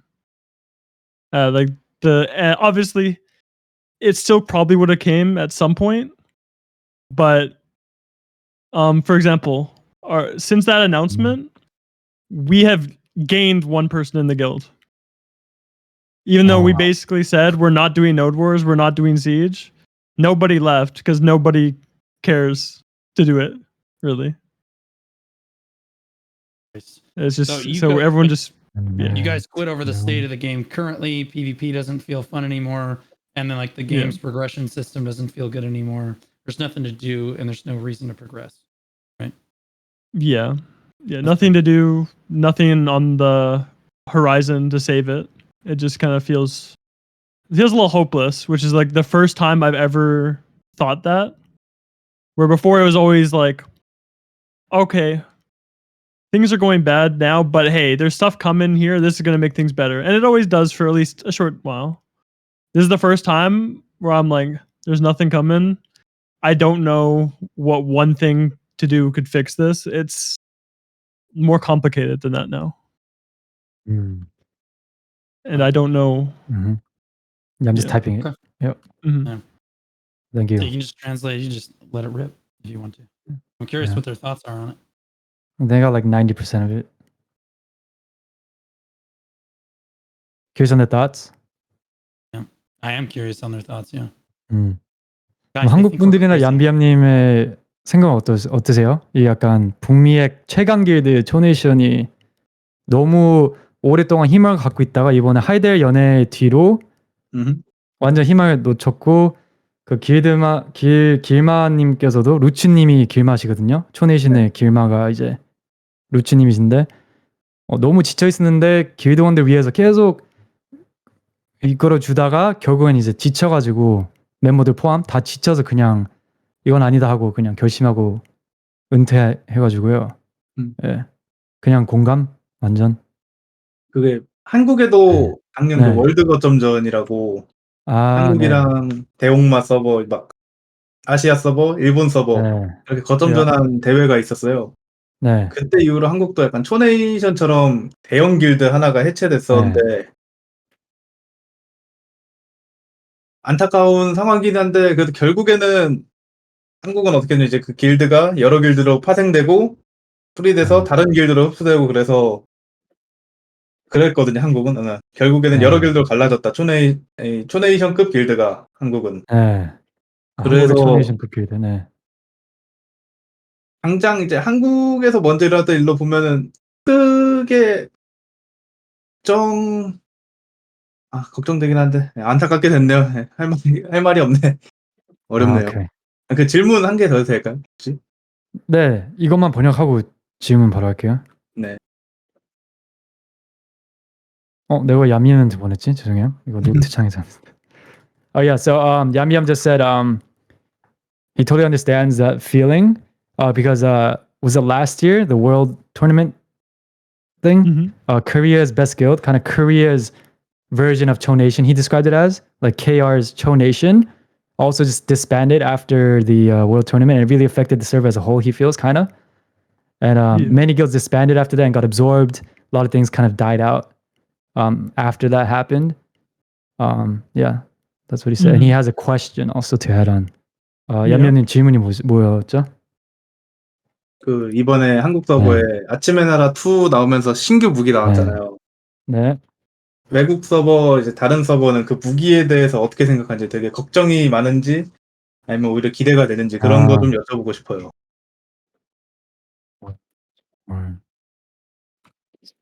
Okay, so he wants to. He's asking about how with the release of Land 2 plus the new weapons.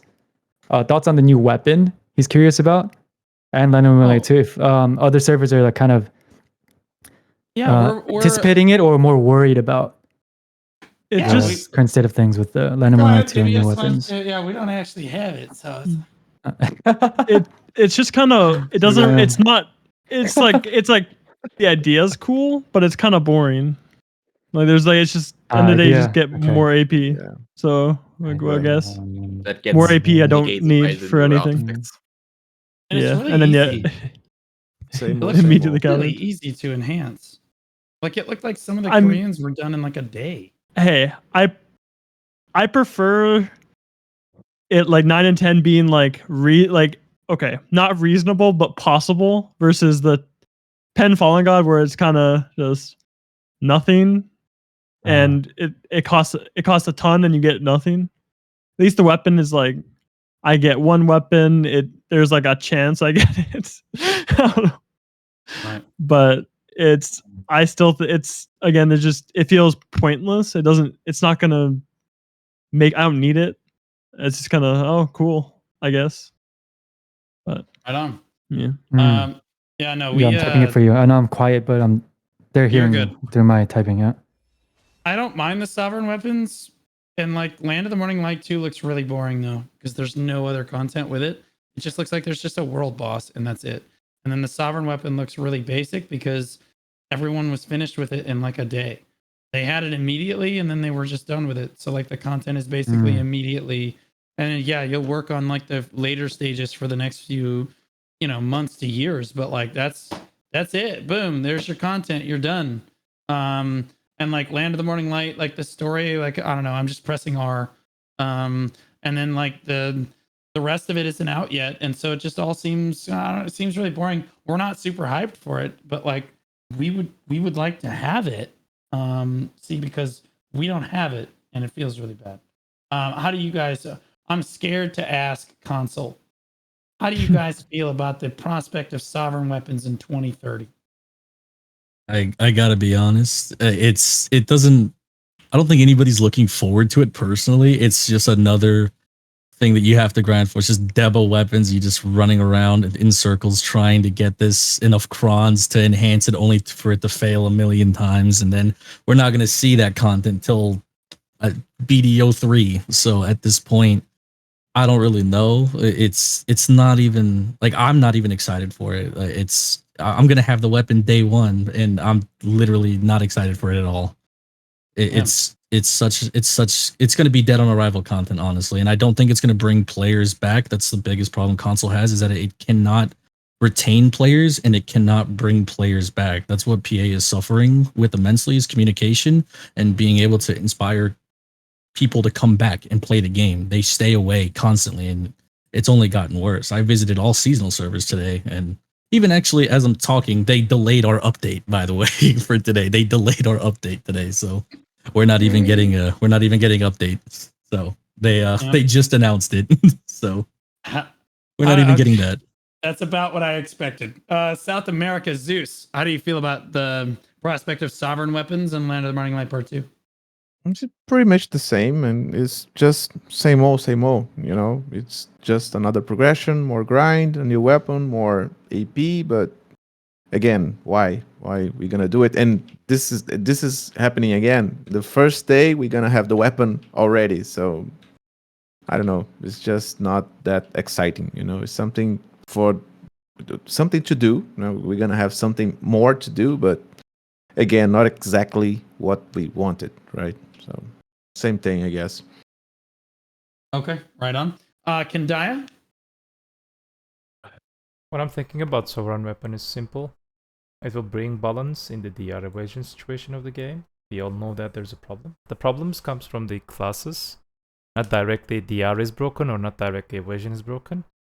It comes from the classes that they have free stats, especially the defensive stats like Sack Berserker, like Valkyrie, and some other classes. Like they're having extra DR and having problem. We did many tests, and there's so many Excel sheets for for calculations that weapon will bring balance in the game, and also for the fragile classes, it will bring some kind of one-shot meta back again.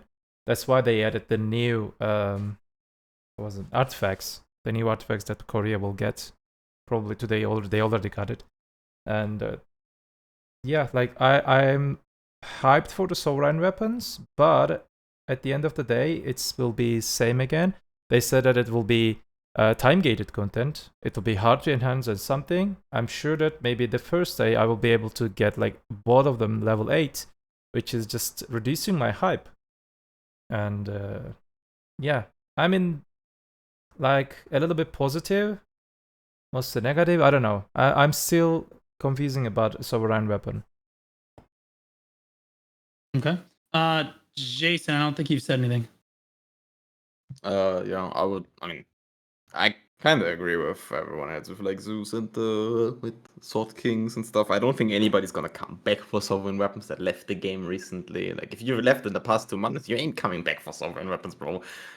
You get the sovereign weapons, you get the artifact a week later, so then your damage to the health ratio, whatever, is gonna be exactly the same as before.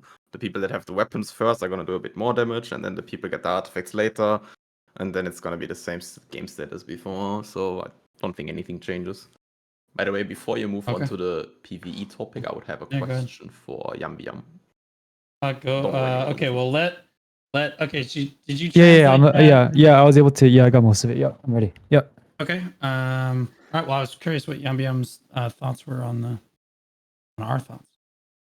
But if he doesn't want to share, that's fine. I'll ask both. I'll ask the Jason, thoughts on your thoughts plus Jason's question. Yeah. So do they have the top 100 AOS event in KR? And if they do, what do they think about it? What do they think about AOS, or what do they think about having top 100 AOS? Event for the top 100 players of AOS after the ranked season. Do they have it? And if they do have it, what do they think about it? Okay, 질문 2개로 나눠서 드릴게요, 얌얌님. 네네네. 일단 그 신규 무기, 새로운 무기에 대한 그 의견에 대한 또 의견을 물어봤어요, 브루님이. 그거 플러스 이제 방금 챔피언 제이슨 님이 말씀하신 거는 그 탑 100 유저들의 AOS 이벤트가 있는데 솔라레 네. 이벤트죠. 그죠? 네, 솔라레 이벤트 그 탑 랭커들끼리 이제 하는 이벤트인데 한국도 있는지 그게? 그리고 있으면 그거에 대해서 어떻게 생각하시는지? 탑랭커 이벤트라는 게 그 뭐 의상 주고 순위 보상 주고 그거 말씀하는 건가? 그 같은 이벤트인지 모르겠어요. Is the event though? He's asking if the event is involving like you get like pro item rewards and like costumes and stuff. Is that the event or is that a different? Yes, that is the event. That's the same one. Yes. 맞다네요. 네. 이제 그거에 대해서 어떻게 생각하는지가 질문이죠. 네, 한국도 있는지 그리고 어떻게 생각해야 되는지 그 네, 이벤트에 그 대해서. 의상 이제 칭호랑 의상 보상 있고 그런 순위 보상 있는데 한국은 우리는 없다. 그거랑 다른 거야? 다른 다른 거라네요. 거예요? 네, 다른 거라네. 다른 한국은 거예요? 없다는 시청자분들 말 들어보니까 그냥 순위 보상만 있고 따로 이벤트는 없고 우리는 그것만 있어요. 그 주간 승리 몇 번 하면 그러니까 탑 100명들을 모아서 서로 싸우는 이런 이벤트는 없고 그냥 그런 탑 게 랭커들한테 보상 네, 그런 이벤트가 있다네요. 예. 저도 몰랐어요. 저희는 그냥 순위로만 딱 보상 측정해서 나가고 그런 이벤트 같은 게 아무것도 없습니다. 없는데 그거에 대한 생각은 어떠세요, 그러면? 있으면 좋겠는데요? 있으면 좋겠다. 재밌겠는데? 오케이, 확인. 안 그래도 심심한 네. 검은상판인데 그런 거라도 있으면 되게 좋을 것 같아요. 네. 그리고 신규 웨폰에 대해서 어떻게 생각? 그 신규 웨폰에 대한 의견에 대한 의견. 아니면 그냥 신규 웨폰에 대한 의견 주세요, 그냥. 네네. 신규 무기. 네네네, 신규 무기. 좀 실망적이다? 이제 하이델벨에서 되게 뭐랄까 순식간에 못 만들고 시간 들여 공들여서 만들어야 된다. 그리고 막 한 번에 막 달리고 독주하고 그런 거는 안 된다. 이런 식으로 얘기했는데 막상 나오고 보니까 단 하루 만에 모든 컨텐츠가 끝나버렸어요. 이제 아침에 나라 메인캐랑 무기가 나왔는데 그 컨텐츠의 소요 시간이 단 하루밖에 되지 않았습니다. 이거 되게 너무 실망스러워요. 출시되고 새로운 보니까. 무기 포함? 네. 와우. In one day. 단 하루를 위한 컨텐츠였어요. 와. 그건 한국인들이어서가 아닐까요? 너무 빨리 게임을. 아니 그 강화 재료를 천천히 푼다 그랬는데 그냥 업데이트 다음날 월드보스 나오자마자 그냥 거래소에 넘치기 시작해요. 그 재료가 한정적이라는. Okay. 그래서 그냥 끝나버렸어요 컨텐츠. Okay. Right, so I'll start with the AOS event one and then the new weapon. He said at first he thought there was the event, but it was like there was a little bit of misunderstanding. There is no top 100 AOS event for Korea.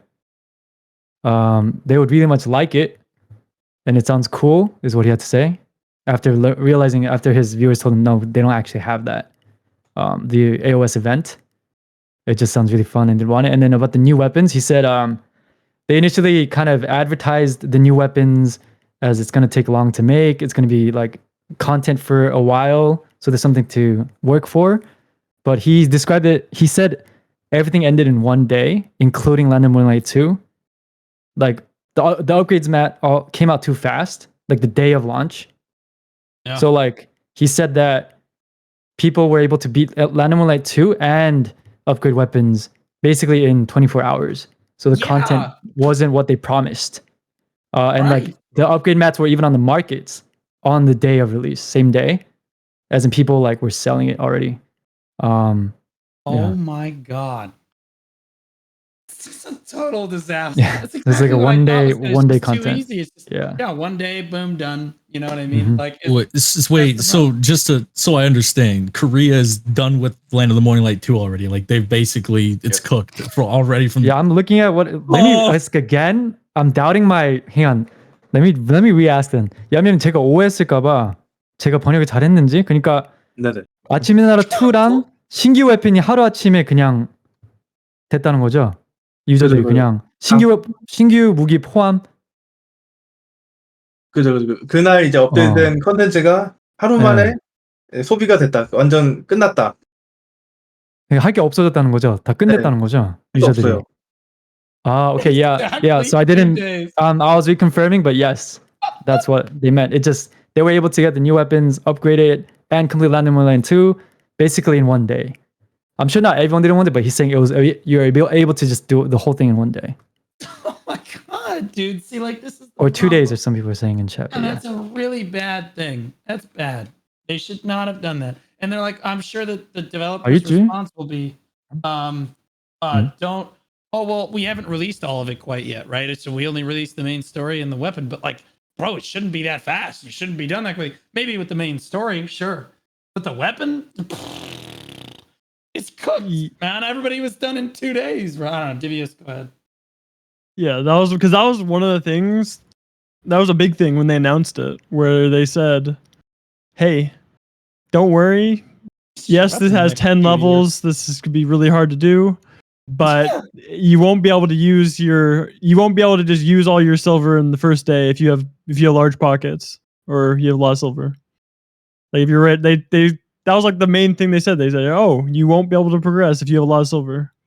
But and then yeah, you see people. I saw a guy linked the first night someone had an X weapon. I'm like, okay, well never mind, because that's not true. Like literally night 1. Yep. Oh god, yeah, that's really disheartening. But like, that's what I thought was going to happen. We were speculating on the Old Moon podcast a couple weeks ago about it. It's absolutely obnoxious. Okay, so we've talked a lot about like the progression and stuff. I brought LoonyStorm in here to introduce Loony a little bit. He's kind of a PVE Giga Chad Lord. He's probably the best Succession Witch, definitely the best PVE Succession Witch that I'm aware of. No question. And basically all Loony does is he's just like he's a connoisseur of PVE. He just sits there. He's like the definition of a grind lord. And I kind of want to talk about the state of PVE now. Like now that we've talked about progression, we need to talk about what's wrong with PVE.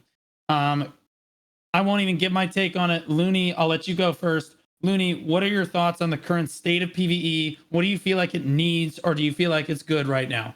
And we have the introduction of Dekia 2 coming out as well here. So I feel like it's all going really fast downhill. I am not gonna lie. Okay, why do you feel that way? I need you to elaborate. Yeah, I'm about. Go ahead. Well, in my humble opinion, the last time we got a real upgrade of a spot was with introduction of Darkseekers. And all the Dekia spots, after they got kind of figured out, are just press one button, wait 20 seconds for respawn, and press one button again. And I don't know, like, a lot of people actually prefer that, I guess, because you can just like watch a TV show or something. But if that's your like main enjoyment out of the game, I would prefer something more active.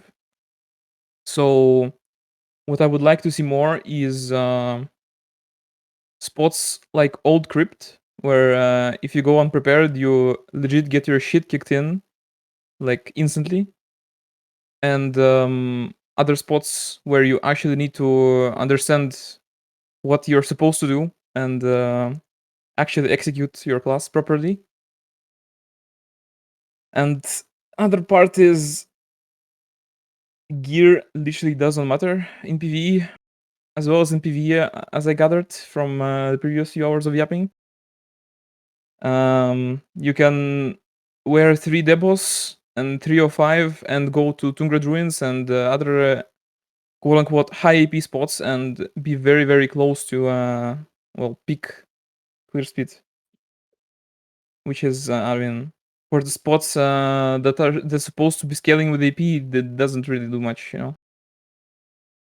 Also, 2 more points and then I'll let you take the... go ahead. Yeah. I would really want to have actual good boss fights. I know it's probably nigh impossible, but I mean, here goes, you know. If any of you guys raided in WoW in the Mythic raids, I would love to have bosses of a difficulty, something like a mid-tier Mythic boss, which is not too hard, but also will not fall over after single-digit amount of attempts. because when I was doing the bosses for the first time, all the bosses on C7 took me, I think, 40 elixir repops total to kill them for the first time. So I don't think that should be a thing. Like first trying, basically. I don't know. All right, yeah. And well,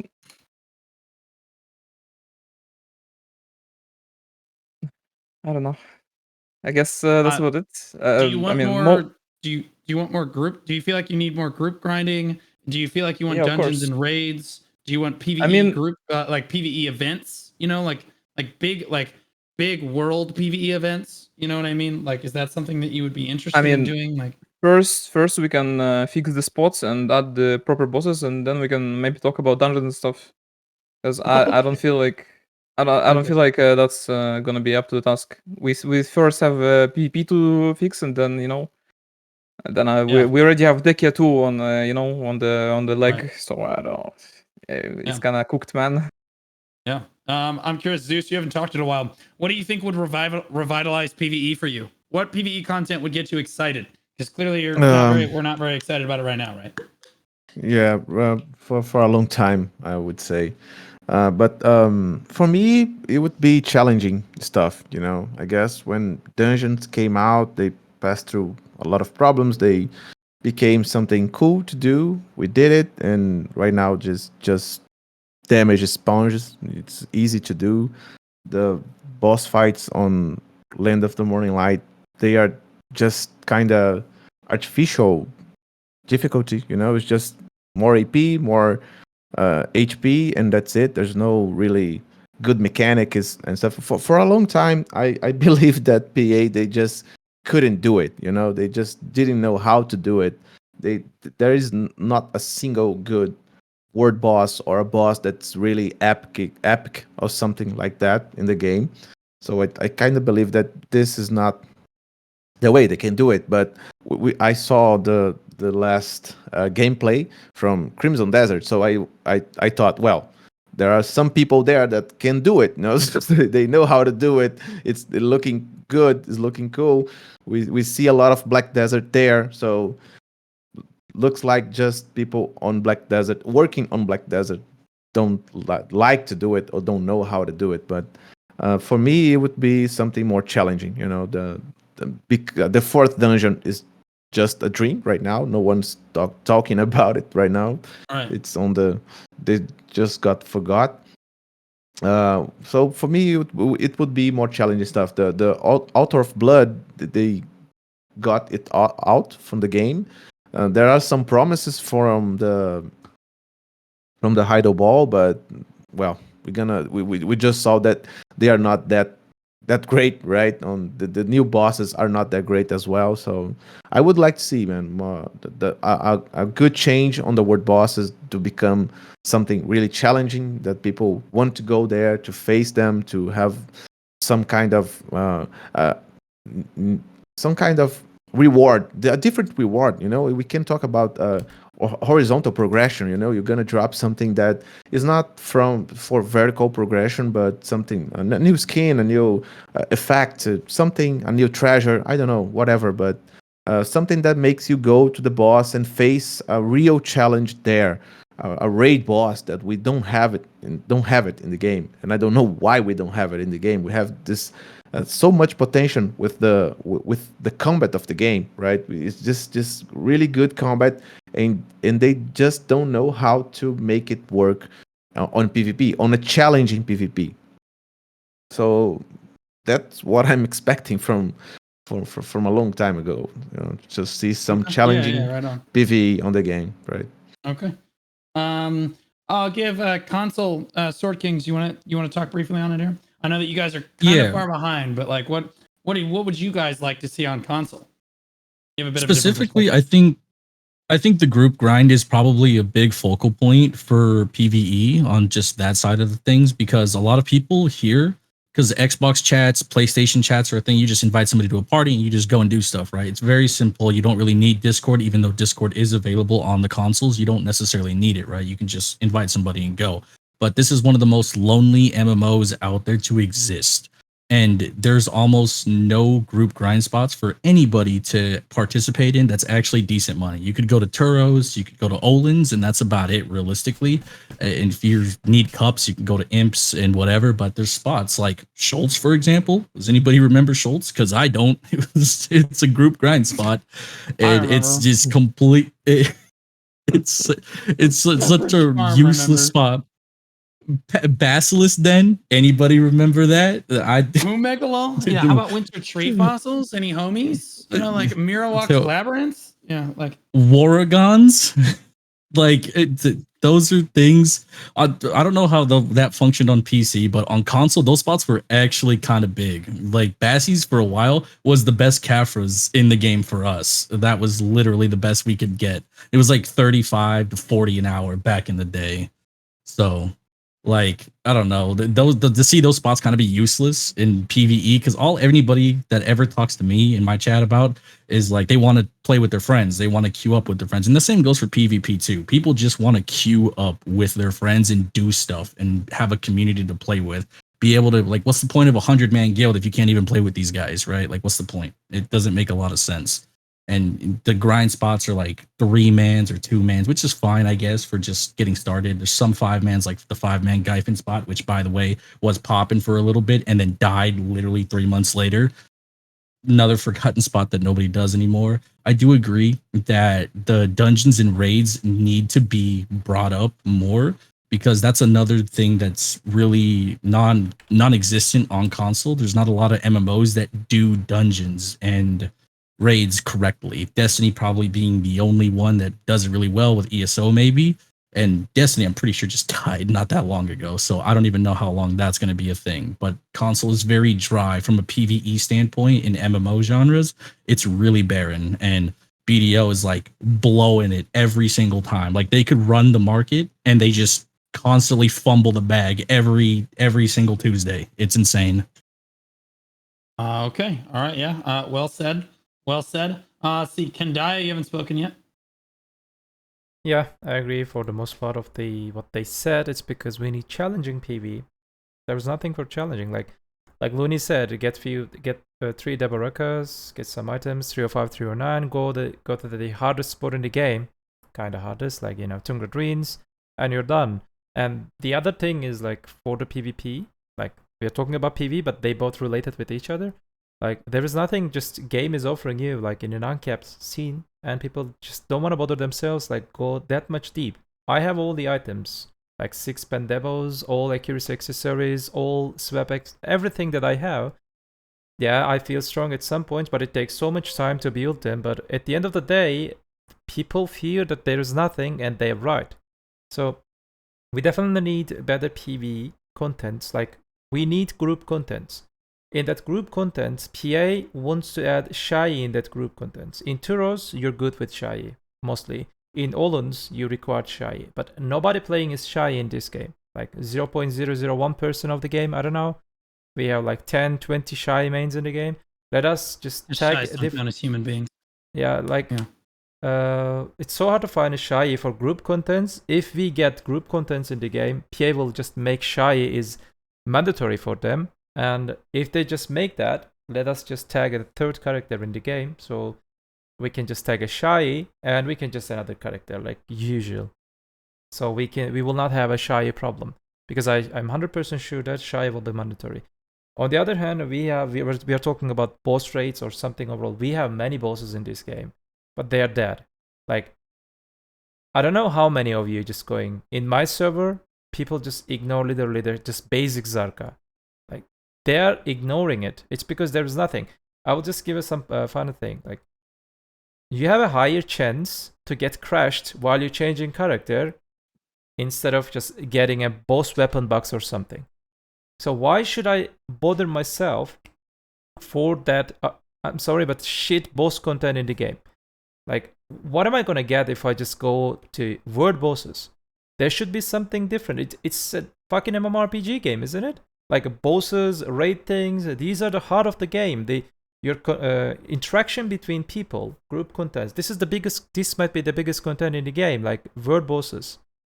what is the point of word bosses that exist in the game? Like, they added now new word bosses, kind of word bosses in the Land of the Morning Light Part 2. We didn't see it, yes, but it will be pointless again. Because, like, in first few weeks, people go there, people farm their, what was it, the new Blackstone to help you to enhance the Sovereign weapon. And after maybe 2 months, it will be like, the marketplace will be full of Blackstones. And done, because there is nothing special in that word bosses. PA is an amazing company to create new things, but they don't know how to keep them alive. They're just pumping contents, but then what? Nothing. Word bosses are sitting like they're dead for 4 years.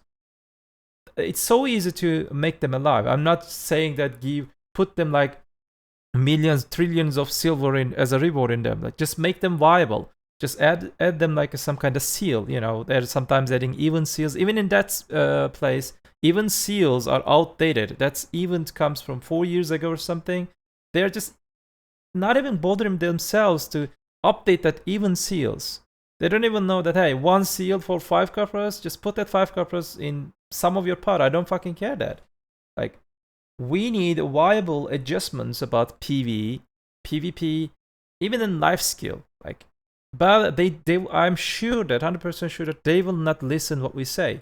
They don't even listen Korean community. They listen Korean community when they confused, and they do not even ask. Then we're all gonna quit. Yeah. Like, that's just how it's gonna go. We're all just gonna quit if they don't listen to this. I'm telling you, the West is not messing around. True. The West is going to like it's cooked, especially since we have Throne and Liberty releasing in like a month. Everyone is talking about making a jump over to Throne and Liberty, which is not as good of a game. That game sucks. Okay, and like, we'd love to just stay playing Black Desert, but we don't feel that we can because our developers don't want to listen to anything. Like, that's just where we're at. Like, everyone's gonna try to leave for Throne and Liberty. They're gonna lose millions of dollars because they don't want to listen to their player base, at least in the West. And the West are the people that pay their bills. Again, 70 to 90% of their income comes from regions outside of Korea. Yeah, okay. Thank you, Quendya. Let's see. May I add something about this PvE stuff? I believe that in PvE, even if they don't change anything on the word bosses, make them different with new mechanics and stuff, if they just put something unique on them, and the same goes for the dungeons, like a custom, some cosmetics of any kind, just something unique. You have to do the boss 100 times. I don't know. It's just RNG stuff that will drop with a rare trance. I believe that just this change would make people go to the boss to drop that unique rare item, like a treasure that only drops on that boss. Only drop in. We can do that on each boss. We can have a unique custom for each boss. What is the difficult to do something like that? It's so easy, and I believe everyone would go to the bosses just to get it, just to have that one thing that I dropped on Zarka, I dropped on whatever boss because I was there and I got lucky. It's just the dungeons are the same thing. You go there to farm. I believe the game has this need to make everything about silver, silver per hour. So why would, after doing dungeons for like 100 times, why do I have to go there? If I just want to get silver, I can just go to a spot. It's much easier. I don't have to gather anyone to do that. And in the end of the day, I would just have some silver, so I can do that on any other spot. It's in my mind, it's just so easy to make them more unique, even if they don't change anything on the mechanics. It's just put really good rewards, something that's horizontal rewards. I believe would be a nice add to the challenges we have right now on the PvE content. Okay. Yep. All right. So we got that. Divios, do you want to speak on PvE? I'm not really sure, to be honest. I don't really know. Okay. All right. That's fine. We'll skip over you for this. Brobear, is there anything? I assume you've been translating a lot of this. Does Yambyam want to add to the discussion here? Would he like to add to what he thinks in Korea and like what his chat thinks? Yep. Would be helpful for PVE. What does Korea think? I would assume that they're not happy with PVE based on what they said before, and like kind of the staleness of the game. So, what would they like to see in PVE? Yeah. So I was translating all the dungeon raids and all the everything you said. Yeah. 얌얌님 이제 그 PVE에 대한 의견, 한국 분들의 의견 그리고 얌얌님의 반응 계속. 얌얌님의 의견. PVE를 어떻게 뭐 추가할지 뺄지 변경될 점들? 일단은 네. 지금 제가 느끼는 검은사막 PV는 아무런 방향이 정해지지 않고 방황만 하는 그런 콘텐츠 같아요. 이게 내가 픽업을 해야 되는 이유라던가 목적이라던가 그런 게 하나도 정해진 거 없이 그냥 그 성장 동기가 없는 그런 콘텐츠라 그런 걸 느낄 만한 콘텐츠 예전부터 바라긴 했는데 아직 좀 추가가 됐으면 좋겠어요, 저는. 그런 목적성이라도 부여해주게. 그저 한없이 사냥하는 것보다. 그리고 제 개인적으로는 좀 이제 월드보스 아까 말했다시피 월드보스가 되게 의미가 없다 그랬잖아요. 다른 분이. 그것처럼 월드보스 같은 시간 콘텐츠들을 없애던가 하고 차라리 다른 대규모 콘텐츠 이제 거점전 PVP는 거점전, 점령전, 장미전쟁 이런 게 있잖아요. 네. 그거 급으로 만든 PV 콘텐츠가 있었으면 좋겠어요. 시간 정해놓고 다 같이 할 수 있는. 예를 들면 칼페온이나 뭐 대도시 같은 거 하나 지정돼서 거기 이제 몬스터가 몰려오는 걸 다 같이 막고 뭐 보스도 잡고 그런 진행 방식이 있는 콘텐츠가 나왔으면 좋겠어요, 저는. 보상은 좀 좋게 하고 보상 너무 구려요. 보상도 구리다. 진짜 놓친 거 없나? 네, 오케이. 제가 근데 하나만 질문할게요. 성장 동기가 무슨 뜻이지? 성장은 알겠는데 프로그레스 동기가 이제 내가 왜 성장해야 하는지 이유. reason. 네네네네.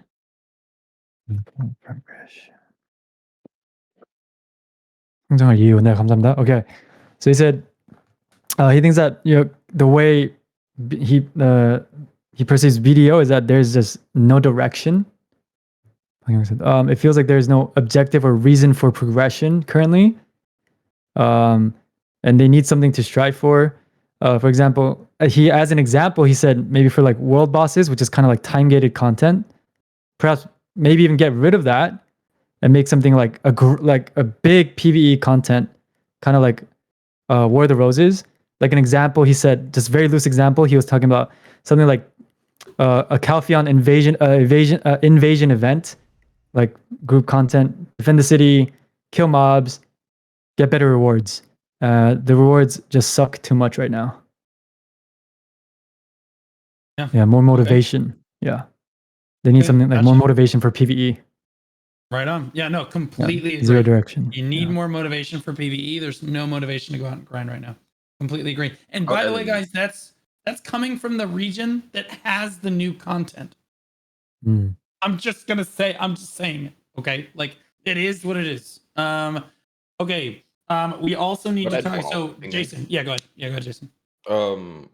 Yeah, for PvE, I mean, just to mention, I think the two best grind spots the game, like personally at least, the two best grind spots the game has ever produced in the history of the game, were Upper Gaifen on release and Olun's on release, because it's grind spots that were inherently difficult to, like, there were group spots that were inherently difficult to grind, where people would die on an hourly basis, multiple people even sometimes died on an hourly basis, and rewarded you for being good at the spot and knowing mechanics and having decent gear.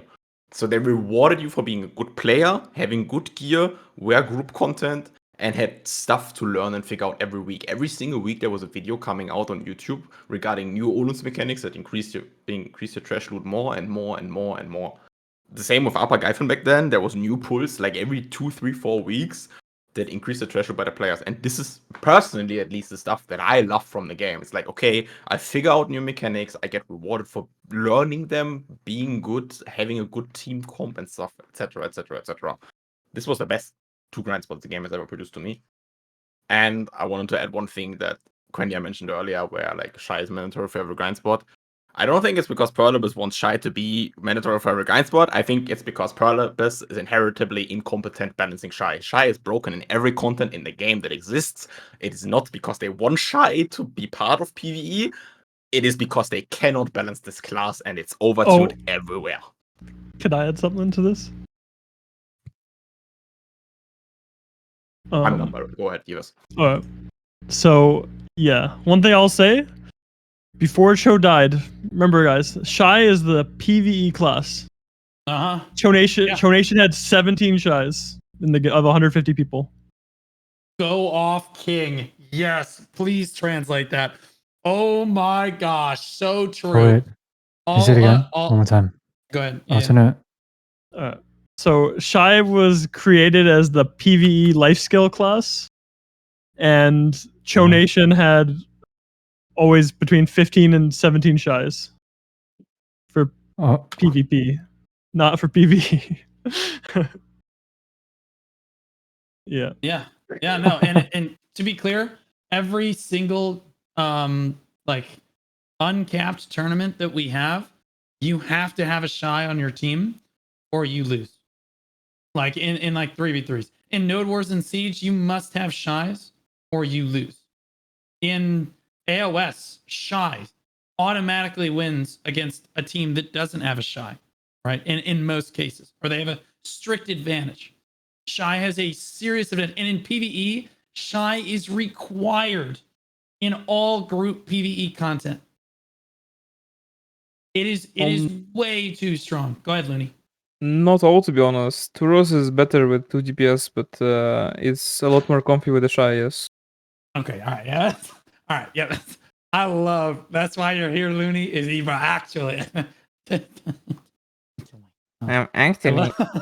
I love you. Actually. Great. I love it. Yeah, he's right. Yeah, no, he's right. Turos is technically better. That is true.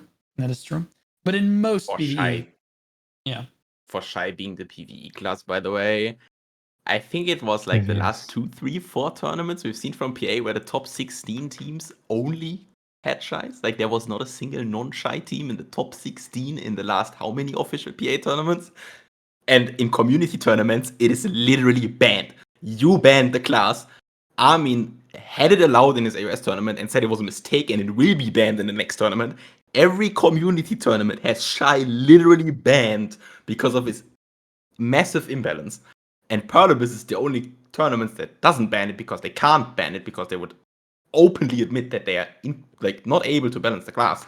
But you see, look at the rankings and mark yourself which team has a SHAI. It's every team.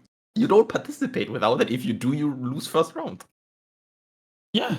I banned SHAI in my tournament and Perlibus refused to support it because I banned SHAI. Like you can tell Korea. I had like a $4,500 prize pool for my tournament. Both Jason and Divios, I believe, were in the tournament. At least Divios was in the tournament, at least for the NA side. It was for NA&EU. And Perlibus wouldn't even support it because I removed SHAI because it was just that strong. That it felt like it had to be there. I'm curious what Korea's thoughts on SHAI are because they don't really have a whole lot of PvP going on. So I'm curious if they think that SHAI is a problem.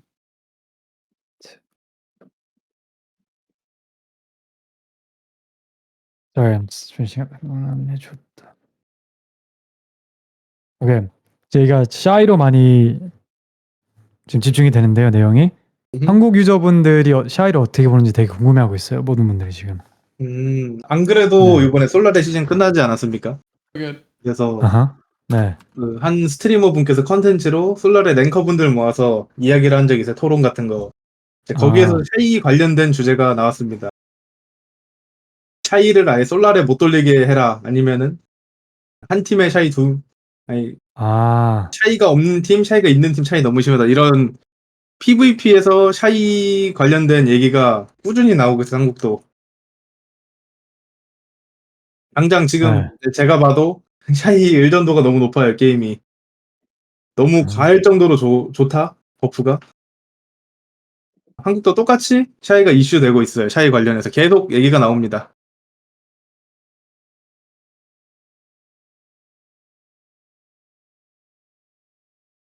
Okay, 네. He said how since the AOS season just ended, 잠깐만 PVP 스트리머분이라고 하셨나요? 아니 그냥 랭커분이 그 이제 스트리머분이 랭커들을 네. 초대해서 진행한 랭커들을 초대해서 네. 네. Okay, so right as the AOS season ended, I think he's trying to emphasize it. Pretty recently, a streamer invited all like the rankers or PvPers into like a, I guess, discussion, kind of like this, I'm assuming. And they were talking about PvP in general, and then they naturally had to talk about SHAI, and they even said they need to either make SHAI unplayable in AOS or nerf them because the SHAIs are too strong. So Korea, I think the Koreans see it the exact same way. They're saying SHAIs are too strong. The buffs are too good. Yeah, it's too like it's a necessity to have a SHAI on your team for AOS or other PvP content. And they don't like that either. Base. So Korea doesn't like it either, I think. Yeah. So for PvP at least. I don't want to misrepresent. Yeah. Yeah. So they're getting the same feedback from KR that they are from us. And they still refuse to that's insane. That is actually crazy. Okay. All right. I do want to pivot, I think, to what I think is probably going to be our last topic, which is the subject of damage reduction versus evasion and the huge rework that went on with that and the current state of balance in the game as a result, as a direct result of that change. I'm curious what let's get Korea's take on it first. What does Korea think are the strongest classes in the game right now after the rework? And do they feel that DR or evasion is weaker? Sorry, for that last part, do you mean like is DR and evasion both getting weaker, or do you mean which is weaker? No, which is weaker, DR or which is evasion? weaker between DR? Okay. Mm-hmm. And then you said for current state of changes, strongest class in PvP or PvE, or did you mean both? Classes in the game, PvE and PvP oriented. Oh, just in the game, okay. Yeah, but PvP is usually what you talk about when you talk about class balance. So yeah, PvP is important. Okay. 얌얌님부터 질문 들어갈게요. Yep, sorry. Mm-hmm. Yeah, so you can tell them that that's a waiting emote in my chat. That means my chat is waiting patiently for the Korean response. That's because they're all asking why they're doing it. It's a waiting emote. Yeah, so that 지금 보이는 블루님의 채팅창에 이모트 궁금해하실까봐 지금 다들 한국 반응을 되게 기다리는 표현이에요. 그 이모티콘이. 대기 중, 약간 기다리는 중이라는. 오케이. 네, waiting. 네. 그 후원이라는 게 sorry, I need to explain something about your event too. About the 후원이라는 게 파트너시니까 원래 한국도 마찬가지일 것 같은데 이제 검은 사막 파트너면은 보통 이벤트 같은 거 할 때 그 GM들한테 미리 말하면은 보통 후원이 있어요, 어느 정도. 네네. 약간 뭐 캐시, 펄트, 맞아요. 근데 블루님이 샤이 밴하고 PVP 토너먼트를 했는데 펄어비스에서 후원을 안 해줬어요. 샤이 밴했다고. 그게 약간 오케이, 이제 질문 들어갈게요. 네. 그 현재 그 밸런스 패치 들어오고 나서 한국 분들이 어떤 클래스들이 가장 강 클래스인지, 그리고 파트 2는 이제 DR이 더 센지 아니면 회피율이 더 세냐. 현재. 일단 첫 번째 어떤 클래스 강 클래스인지 이거는 일단 한국 서버 주력 PVP 컨텐츠가 이제 거점전 노드워거든요. 이제 다른 컨텐츠는 사실상 솔라레는 자주 안 열리니까 제외하고 주력 컨텐츠를 거점전으로 놓고 보면은 지금 현재 자이언트, 전승 자이언트, 석세션 자이언트, 그리고 전승 노바, 그리고 전승 커세어. 제가 두 번째, 그러니까 자이언트 뒤로 다시 말씀해 주세요. 자이언트, 노바. 전승 노바. 네. 전승 노바, 그리고 전승 커세어. 네. 지금 요 직업들이 거의 메인 클래스입니다. 한국에서. 오케이. 그리고 네. 두 번째 해피나 DR, 해피율 둘 중에 어떤 게 더 강한지. 네. 어떤 게 더 강한지. 현재 다들 분위기로는 피감 DR이 더 좋다. 이런 분위기인데 오늘 한국 서버에 신규 유물 아티팩트가 나왔거든요. 회피랑 DR 유물이. 그래서 당장은 그거에 나옴으로써 또 바뀔 수도 있다고 제 개인적으로 생각하는데 이제 당장 네, 흐름은 DR이 더 좋다입니다. 한국은. 오케이. DR가 더 좋다. 네. 근데 바뀔 수 있다. 새로운 아티팩트 때문에. 오케이. Okay. And the strongest class part was a very short answer, kind of. So he's saying because since AOS, he's mainly looking at PvP, as you said, Blue, since it's mostly PvP. AOS ranked isn't open that often since the seasons are so short. He's gonna explain in terms of Node War. In Korea, the top 3 classes right now are Suck Zerker, Suck Nova, and Suck Corsair. Looking at Node War strictly, those are the top 3 in Korea. And they And then Suck Zerker, Suck Nova, and Suck Corsair.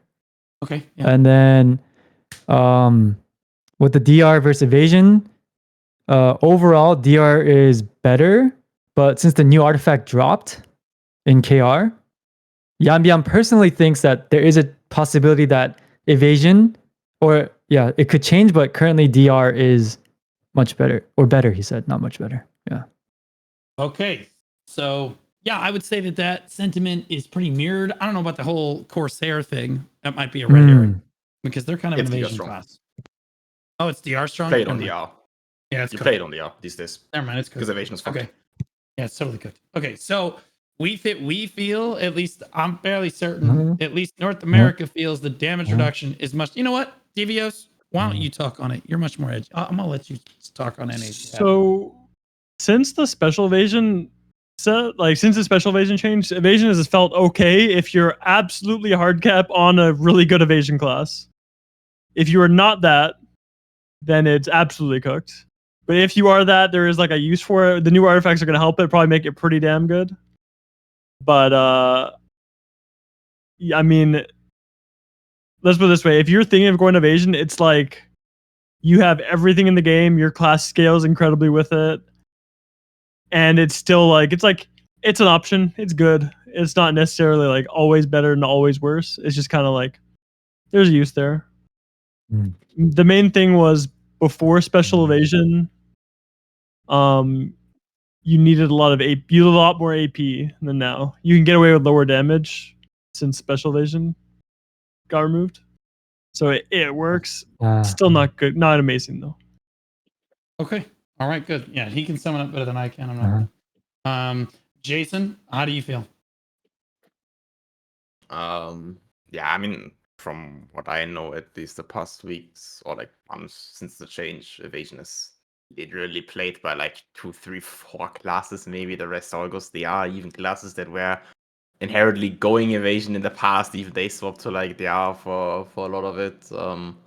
Funny enough, I don't know if it's publicly known, but the missing indicator function is currently bugged, by the way, because even if you get a miss, you still hit 10%, so you will never see misses, even though you miss. So to know if you need more accuracy, you just need to test it, because the missing indicator does not work anymore, since they changed evasion hits to still hit 10% of the damage.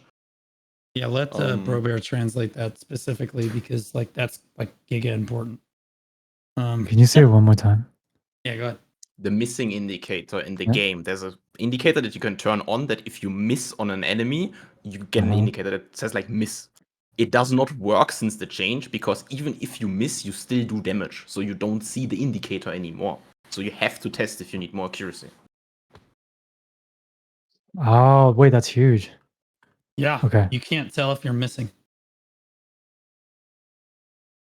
You can't tell if you need more.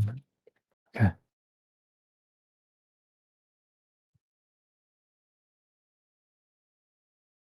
Actually, I'm just gonna say this part. Sorry, since everyone's quiet anyways. 얌얌님 그 현재 한국도 알고 계신지 이미 알고 계신지 모르지만 그 미스가 뜰 때 있잖아요. 원래는 그 딜이 안 들어가는. 근데 그 인디케이터가 안 보이는 게 너무 큰 문제다. 왜냐면 이제 지금은 따지고 보면 이제 모든 게 딜은 들어가잖아요. 미스여도 어느 정도 딜은 들어가니까. 그래서 적중률이 더 필요한지 안 필요한지 계산하기가 너무 어려워졌다고. 액큐러시가 필요한지 안 필요한지 모르겠다고.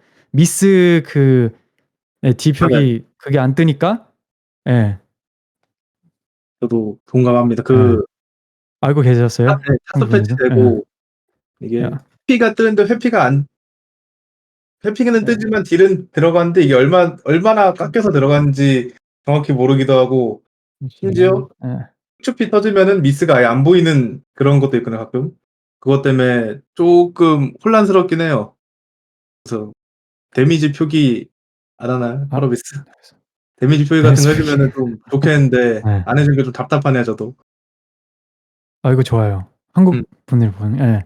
So he basically just reiterated what you guys said and what I translated over to him in Korean, which is good for his VODs too, I guess. Yeah, and this VOD. Yeah, he just said the exact same thing and agrees. Yeah. Okay, good, perfect. Yeah. Okay, all right, Jason. Sorry, you can go ahead now. Yeah, I mean, I think that is. I think you got it. Just play DR and like.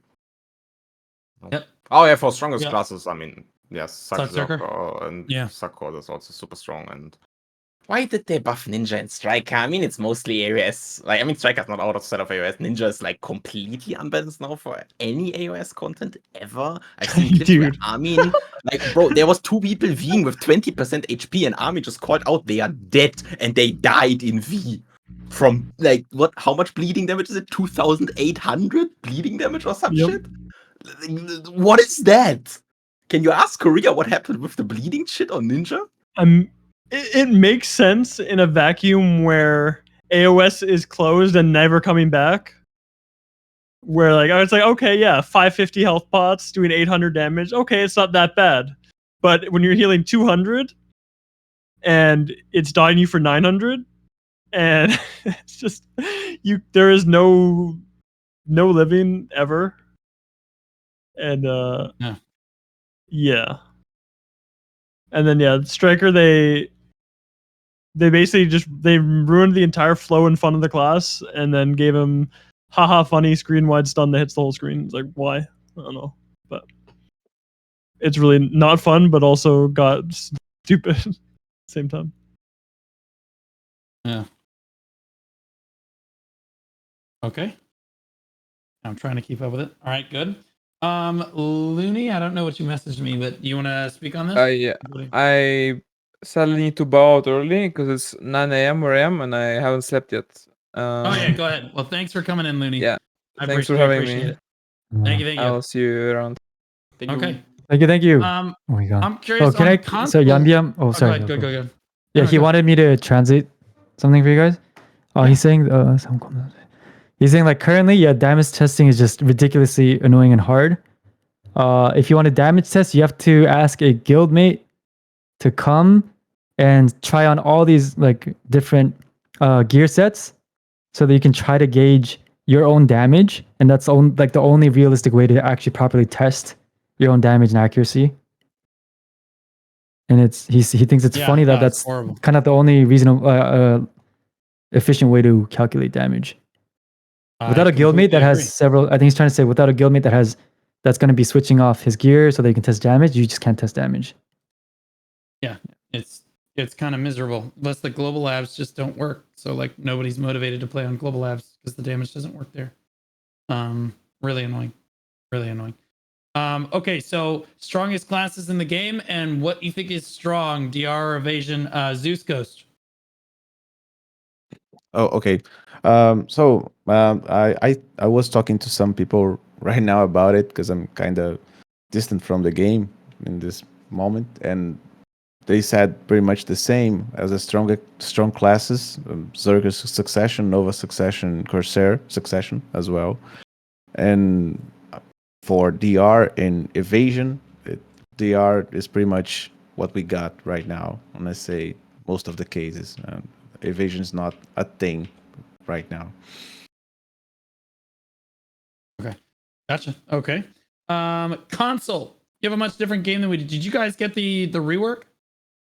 Yeah, we got the rework. We still don't have AOS, so I think our opinion might be our meta might be different on the classes that are popular because we don't have the 3v3, we don't have Guild League, things like that. So most of the meta is done without all that. It's like it's still like Zerger's a big one. Striker's now even more of a big one because they can just dive into a ball of 30 people and just walk away.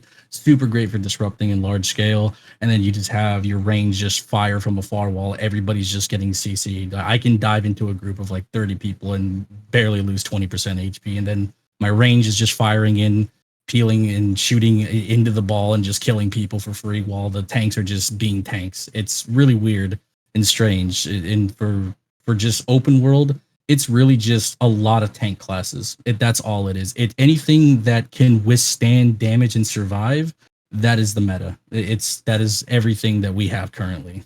That's all it is. Gotcha. Yeah, so very similar to kind of what we've got going on. Quendya, I don't believe I've asked you yet.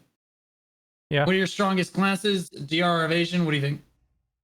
Right now, after the special evasion chains, like you feel strong if your class is viable to play evasion, then evasion is good.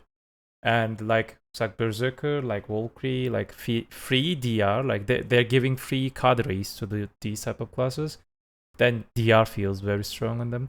But overall, what I liked about these changes, evasion, it was before it's RNG dependent. Now it is not RNG dependent. It's because it is working like damage reduction. And the correlation between your accuracy and the evasion of your opponents, there's some kind of calculations, and it decided how much damage it will reduce because of the evasion of the opponents. Then the damage reduction is just coming in. And on the other hand, like special evasion was also another RNG thing in the game, and it was affecting a lot. I'm really happy that they remove the entire RNG things. Hopefully they will remove the resist too, or they will make them more viable. Like, I'm happy about them. What I see after the changes, like, we are doing tons of tests, especially right now we have Arnav Arsha. We are doing tons of tests. Which build can be good? What AP can shred that DR or something like that? What we see, like, after all the tests, they adjust every single stats according to sovereign weapons. So until we get the sovereign weapons, we will not have enough damage. That's why people call it evasion is dead. Evasion is not dead. I did tons of tests and evasion working so straight. Amazing. DR is working so nice. The problem is, if you want to choose to be like an evasion, you're not being like that much strong because you need sovereign weapons. Like 2 days ago, Coyote and Brony was fighting. Coyote was trying to kill the Brony was trying to kill the Coyote, and he couldn't just one combo it. It's because not enough AP to shred that DR. But when he gets that Z buff or E buff, 20 AP or 30 AP from that, the opponent is just melt. Both hard cap players, the conditions are same. So what we actually need is sovereign weapon, because when we get new AP caps, new sovereign weapons, the passive APs in it, or everything, we will get around 25 to 30 AP and 2% critical damage and 4% down attack. So it will just give balance. And also it will just, for some fragile classes, it will just bring some one-shot meta is back for them. So they will bring that the new artifacts. The problem is, there are classes that they can benefit being tanky. Berserker, Striker, like even Musa feels tanky. Like those type of classes, we need to readjust them. The remain part of the game, if you want to be tanky, you lose damage and you feel it. If you want to hit your opponents, even if your opponent has low AP, you're just being you're being tanky, you're losing damage. If you want damage, you're not being tanky, and low AP players can kill you. The balance right there is amazing. We saw it after like hundreds of hours of tests. But the problem is, some classes, they have free stats and it's causing an issue. That's what we say. Like, I like the DRW changes overall. Okay. Jason, I'm curious. In your professional opinion, do you think that Awakening Valkyrie is overpowered? No, I had to hold myself back when Quendya called Awakening Valkyrie strong for PvP right now, because I will be honest here, the rank 1 guild on Europe I think has 0 Valkyries left. The rank 2 guild on Europe has 1 Valkyrie left. There is no more Valkyries. The entire Valkyrie Discord re-rolled off. It is an absolute tragedy of a class currently. You just don't play. You play Corsair because it's just better. Is it because they messed up the cancels? You should talk about that. I mean, okay. So the cancels being back is annoying, but not even the worst part. The big part that killed the class, like you could still play it for being a heal bot even with the cancels being bugged. The big part was you were down to being a heal bot, and they removed that part. Like the identity of the class as being a hero, they lowered the heals by over 70% in total. So the Succession Berserker passive heals more than are we the talking about entire Valk right now? So sorry. Yeah. Yeah. The Succession Berserker passive heal from the Beast form heals more than the entire Awakening Valkyrie kit combined used on cooldown. So if you want to be a heal bot, you just play Succession Corsair, which is just has better heals, but also like better vacuum and everything else, right? Like there was like probably 15 to 20 Valkyries in the top alliances. They all rerolled. There is one left, maybe, if even. Yeah. Okay. I had to intercept you. I'm sorry. Like the class is not strong. It's dead. Yeah, I'll say the thing is, like, the heals weren't really the problem. It was mainly the SA buff. I do think, like, if they want to keep the SA buff, they have to increase the cooldown of that skill, but they didn't need to also destroy the other two as well, I guess. like it's like, okay. Find it enough on the SA heal. That would have been perfectly fine. Yeah, like if the SA heal was the only one that happened to, it'd probably be fine. But yeah, it's like your purification heal is the same as a health pot. And the other one's a 2-minute cooldown. Bro, you know it's bad when people swap. I'm just kidding. I'm just kidding. Okay. Before go ahead. So yeah, Yambyam and the Koreans are some questions for console. For SwordKings, I guess. They were just very curious, like how different the balancing is, and like what were the strongest classes for console again, and like would they like how does it compare to PC and stuff like that? Like I think there's just general questions like they're asking about that. But I guess that's like a big rabbit hole to discuss. Like okay, well, maybe a TLDR. Yeah, give it to them straight. The TLDR, it's pretty much the meta is based in large scale because we don't have AOS and we don't have Guild League or any of that stuff. So it's literally just large scale and open world. That's all we have in terms of PvP. And I guess if you want to count RBF, which nobody really does on here, we don't even have Valencia RBF, so it's just regular Castle Ruins all day. And the meta essentially is just anything that's tanky, Zerker, Striker, anything that can withstand a ton of damage and survivability. That's the biggest meta here currently. If you're tanky, you're most likely going to feel really comfortable in the console meta. As far as how does it compare to PC, from the performance standpoint, I mean it's obviously worse in every aspect. Lag, server desync is off the chart. It crashes. PlayStation is oddly enough the worst out of the consoles, and that's not even me trying to do like console wars. PlayStation is objectively worse than Xbox. It has the most crashes, it has the most lag, it has the most desync. And even when I went to an IRL event that when I first met Jae Kim, it was literally, he told me that PlayStation was the reason that we do not have next gen port. I spoke to him and his translator, and he straight up told me that PlayStation is the biggest reason that we have a lot of the issues that we have. And I don't know where to go with that because it hasn't been addressed in a long time. But yeah, it's really bad. It's really bad. We're missing 50% of the game. We just got the winter region and the content. The way he spoke about his content being dead in 24 hours, that is exactly what happened to the winter region for us. We got it. We waited 3 years for it, and it died instantly. It was everybody got their flame in one single day, got their embers done in like 2 to 3 days. Like it was over in like 48 to 72 hours, and that's all we got. And then now everybody just AFKs the game again. Oh, thank you. Yeah, I typed most of it. Especially that was interesting about you heard it straight from Jae part. The PlayStation was the reason no part. Yeah. It's tough. It was tough. I mean, like it's rough out there, bro. It is tough. Me and Guido, we walked up to him. He's sitting there holding a Corona in his hand, drinking a beer with his translator, and then he's just telling us like, "Yeah, PlayStation. That's why you guys don't have next gen." Stop buying PlayStations. Okay. Like that's where we're like. Are there any changes that they could give console like imminently that you feel would improve the game. Oh, yo, you should. Do you think that they should drop the old gen of console when they port to the next gen? You should talk about that.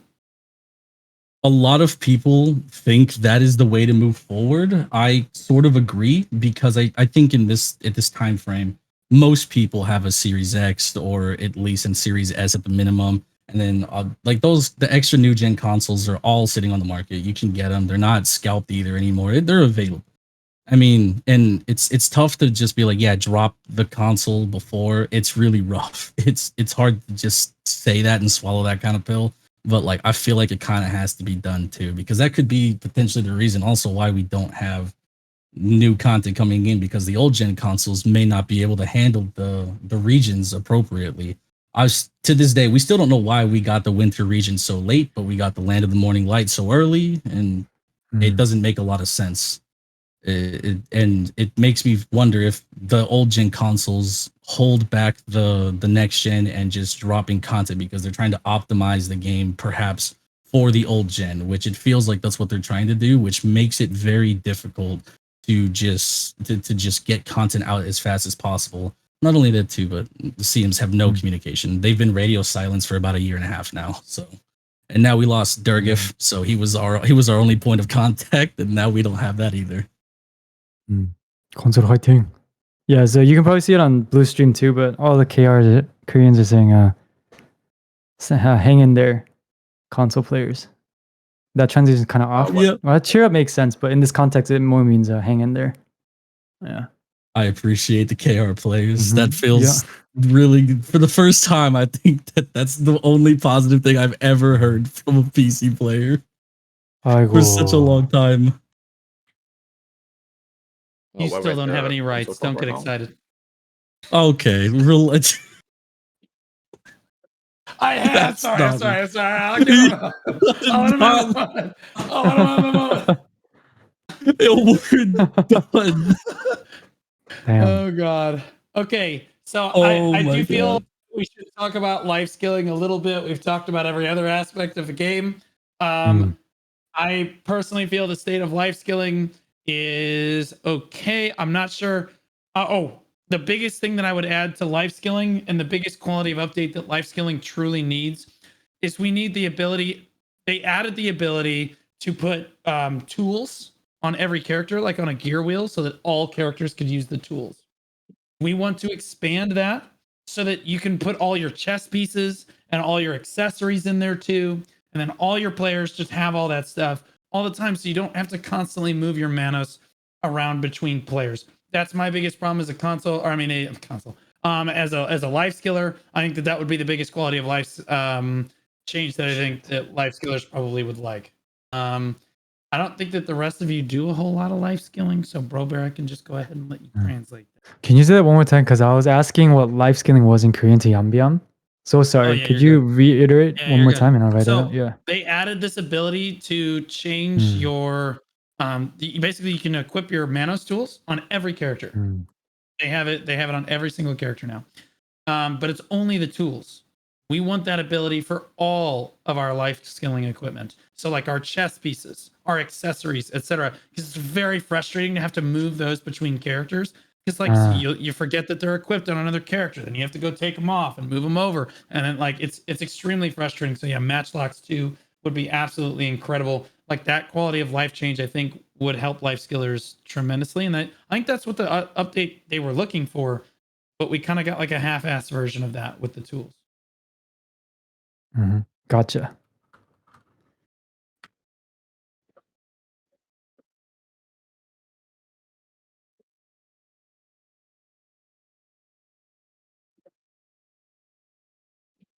You can talk, bro. I'll just give you the floor. Oh, I just finished typing. Damn, I forgot. Yeah, it was quiet. I could have just said it.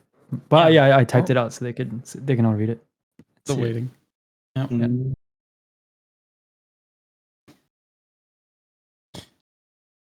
I'm not sure if the other life skillers like do any of the rest. I don't think the rest of you guys life skill very often. I'm like the only guy that life skills in here that has like 500 billion in life skilling. I would say that, and I think that life skills overall, either they need to buff like the mastery gap, or they need to make life skilling actually make a decent amount of money again, because it doesn't really feel like, it feels really stale right now. It feels like hunting is really the only life skill that people can do and actually make a reasonable amount of money. Well, we're not asking it for it to make as much money as PVE content like grinding. It should make more than it does right now, which is only a few 100 million silver an hour. Also, trading is just make trading land bartering. I'm just going to be honest.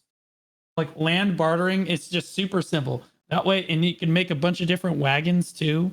That way we can build different wagons and go on different paths and stuff. And then we can use wagons for different things, and different trade goods and whatnot, and trade for different merchant guilds. Land bartering would be fine with me. I don't know how the rest of the community feels about it, but like we haven't heard anything about trading in a long time. And I'm curious if Yambyam has any thoughts on like updating life skilling stuff. Or Korea does. Yeah. 한국 유저분들이랑 야비야비한테 이제 생활 스킬이나에 대한 의견이 있으신지? 다른 분들은 다 생활 스킬을 잘 안 하는 것 같아서 대답이 없으신데. 네. 저도 딱히 한양밖에 안 해서 잘 모르는 시청자분들 그 채팅으로 물어봤거든요. 네. 그 채팅 말하는 있었어요? 게 다들 똑같네. 다 비슷해요. 예. 어디서부터 손대야 될지 모르겠다. 그냥 다 죽었다. 모르겠다. 제일 중요한 거 수익이 안 나는 것도 큰데 그냥 죽어 있다 생활 전체가. 네. So yeah, Yambyam also. 네. 도인 50 이후로 뭐라도 내달라. 막 숙련도 올릴 이유가 없다. 이런 게 올라오네요. 계속. 숙련도 올릴 이유가 없다. 숙련도가 profession. Okay, yeah. Yeah, so Yambyam also doesn't really do life skilling, so he has his chat. And most of the chat also is just kind of like life skilling kind of dead, especially after like you can't really profit from it anymore after the changes. So they kind of killed life skilling is kind of the view of it. But then there were a couple of people saying that there's just no reason to progress life skilling anymore. Okay. Yeah, no, that's what we feel like too. Like there's just no reason to do that. And so the only thing I can think of is the quality of life update would be incredibly nice. To be able to put all of our stuff on the characters. Okay. I will ask, does anyone else, before I ask Korea, does anyone else have anything they want to talk about on the UN podcast here? Any grievances you wanna speak about? Yeah, one. Jason, I was gonna say you can. I would hold yours until after Korea goes. If that's no, like another topic. Don't worry. Okay. Should I ask Yambyam first or? Hold on, Jason's gonna go first, and then we'll ask him. Okay, gotcha. Okay.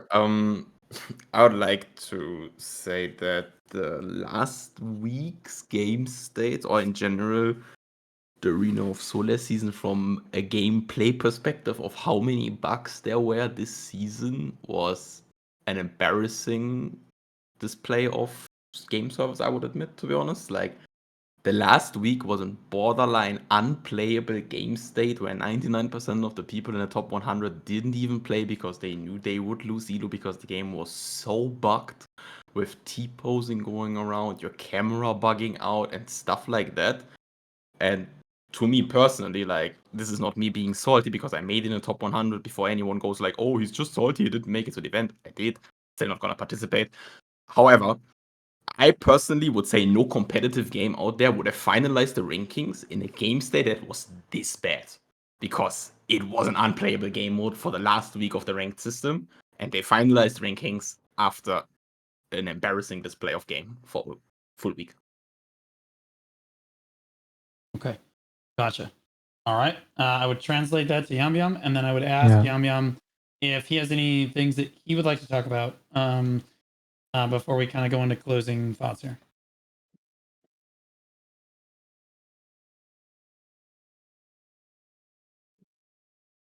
완전 간략히 외우겠습니다, 여러분. 집중이 떨어져요. 네. 마지막 한마디 있으신가요? 저는 질문이나 좀 질문이라기보다 혹시라도 이걸 펄어비스가 보고 있지 않을까 해서 하고 싶은 말이 있는데 제발 뭐라도 해주면 안 될까요, 펄어비스님들? 한국은 지금 디플레이션 때문에 다들 걱정이에요. 이게 긍정적인 현상이 아니다 보니까 다들 이것 때문에 걱정하고 있는데 아무것도 안 하고 있는 지금 펄어비스가 너무 불안해. 게임 자체가 너무 불안합니다. 다들 지금 불안에 떨고 있어요. 유저들이 이대로 가는 게 맞는지, 이 상태가 유지되는 게 맞는지. 제발 좀 뭐라도 제스처라도 보여줬으면 좋겠어요. 지금 오늘 들어보니까 한국만 이런 것도 아닌 것 같은데 오늘 이 유엔 하고 난 다음에 제스처가 있으면 좋겠네. 그리고 연금석 개편 좀 해주세요. 왜 안 해준지 모르겠네. 연금섭이 뭐였죠? 그 벨의 심장처럼 거기에 끼는 건데 이제 배신 말고 다른 아이템 있잖아요. 아, 네네네네. 그거 연금석 추가해달라는 거죠? 개편. 개편? 좀 쉽게 바꿔달라. 네. Okay. Okay, so his ending comments were, because he has a feeling that PA might watch this, as always. He's always feeling that way. He's assuming there's a chance that PA will see this. He's asking if they could please do something. One of the big concerns in KR servers right now is the deflation of the marketplace, and PA is doing nothing about it. So the players are very concerned and worried about the game, the current state. I think it's not like, oh, we're always certain games suck. It's like, I think he's trying to convey like a sincere concern about the game. Yeah. And he also said, I forgot the item slot for Velshard and stuff. I haven't played the game in weeks, so I forgot. You know what I'm saying, right? No, yeah. The end game the end game alchemy stone. The alchemy stone. Alchemy stones. There you go. Yeah. Horrible. Is horrible. Yeah. You spend more time in the alchemy stone window as a player that's trying to build honestly Divios knows the most about it. You spend so much time in that alchemy stone window. It's so backwards. It feels horrible to enhance. It's extremely difficult. The UI is outdated. Like the skipping function is, marginally helpful, but you're constantly gassing it up and then trying to upgrade it, and then it downgrades. And then you have to do it again over and over and over and over again. You're constantly transferring materials and upgrading the alchemy stone. It's all your time. It's a full-time job trying to upgrade that alchemy stone. Divios, why don't you talk about it? Because you made the thing, right? It's miserable. So when I made it, Resplendent's out on the market for 800 mil. So I just bought 15, 20 Resplendents and tapped and got it. But the thing is, it's not even just time. Not only does it take hundreds of hours if you're going to make it yourself like that, but it's not like there's the mats don't exist. Like if one person decides to go for Splendid, the entire market would be empty on all ingots, including even if like that's assuming the person doesn't care how much it costs. They just want to buy out everything to tap.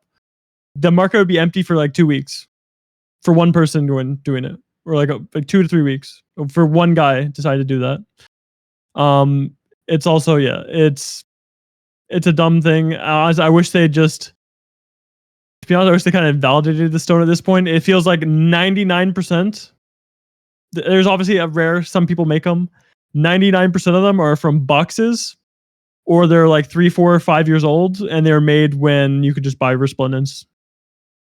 So if anyone who has them, vast majority just got either obscenely lucky from an order or got it years and years ago. It's just like an old ass item that's not really possible now. Yeah, and how annoying it is. I know people that had hardcap gear except for the alchemy stone, and at that point, right, like you have invested a lot of time into this game.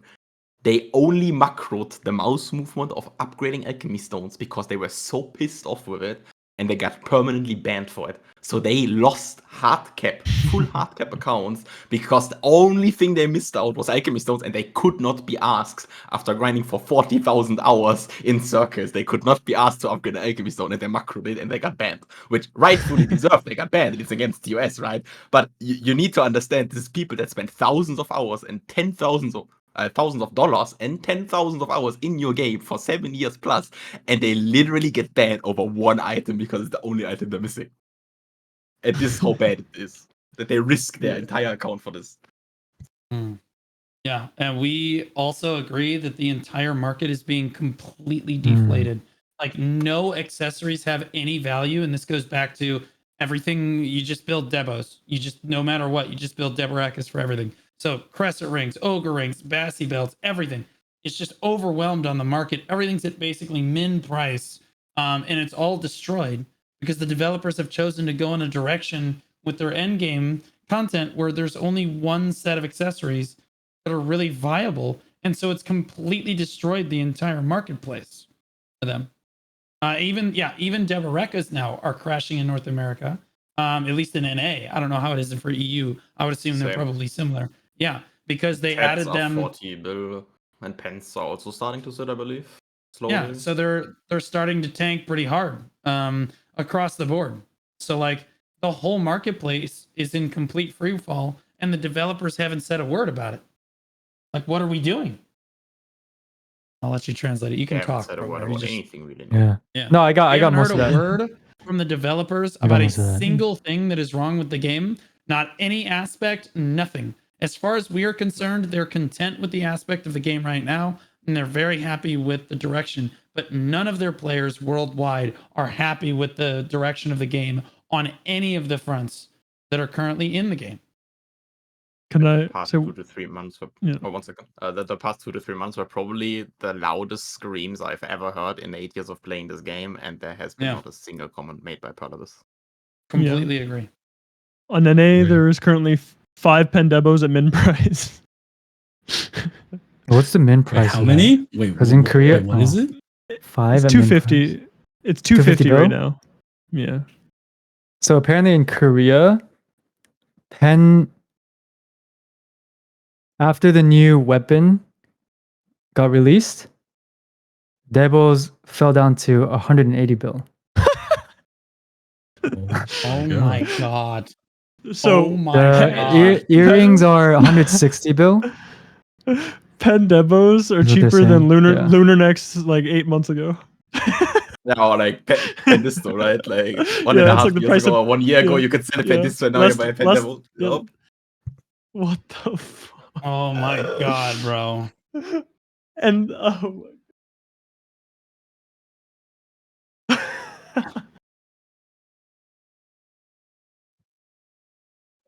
my god. I understand why it's crashing in KR too, just because everyone wants the weapon, so everyone's selling their gear, their extra stuff to buy crons and but like holy crap. It was already bad, and even the last couple things remaining are also dying too. That's wild. Yeah. So if there's to be exact, the earring is 168 bill, necklace is 180 bill, pen devil. Oh my god. And rings are now following suit in dropping. Oh god. Oh. Pen devil, yeah. Yeah.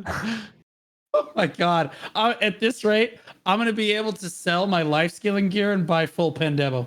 Yeah. Grind over. And honestly, we're doing it. I don't want to grind. Someone in Karatet is tell them to sell their demos fast before it drops. They're all telling us to sell our demos. Sell some pen demos before they drop like here. Oh my god. That's so I didn't know it was this bad. The market is holding up better than all the regions. I stopped a few weeks ago. I didn't know it's pretty bad. It was this bad. I was planning on returning in a few weeks, but not really a doomer, but I've never felt such brutal silence in my entire life. They're not listening to anyone, and like everyone's talking about quitting.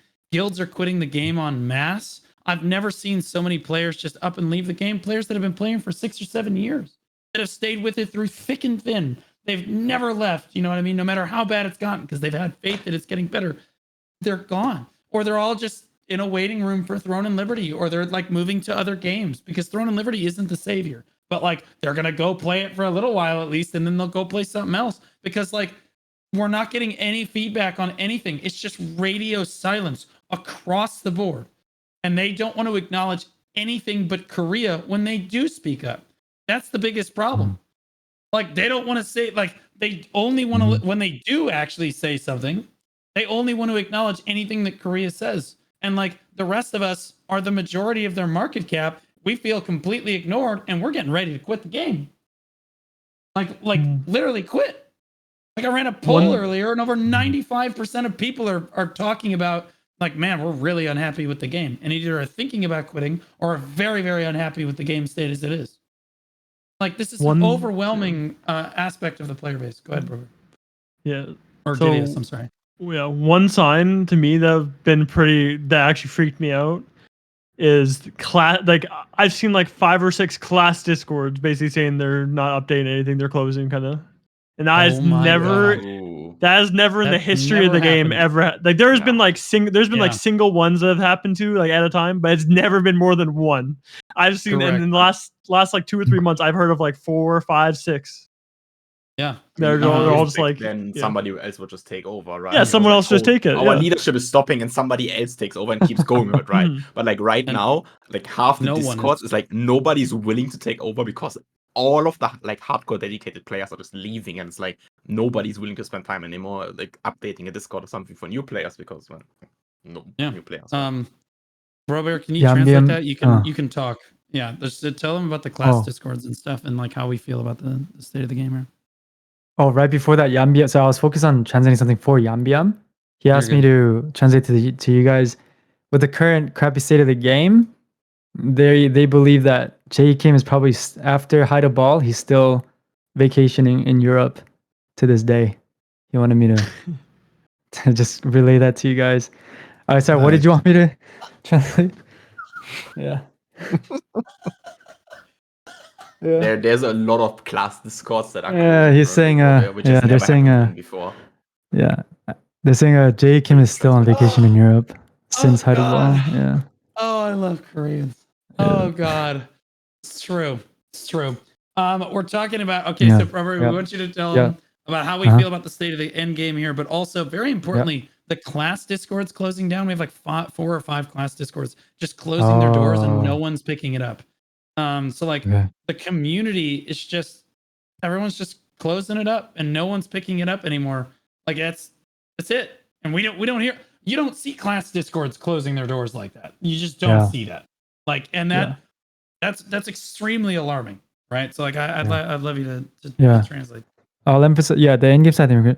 I'm gonna emphasize that I don't know how it is in Korea though, so I'm gonna emphasize that class Discords, like Discords are like group talks are big in the West, so it's a big deal that they're closing. Yeah. Like in for us.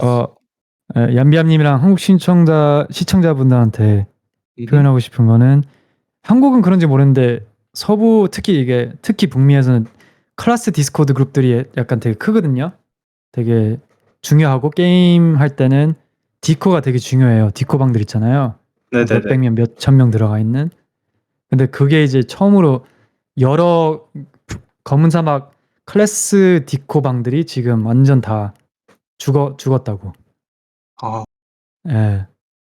그래서 그것도 되게 안 좋은. 예.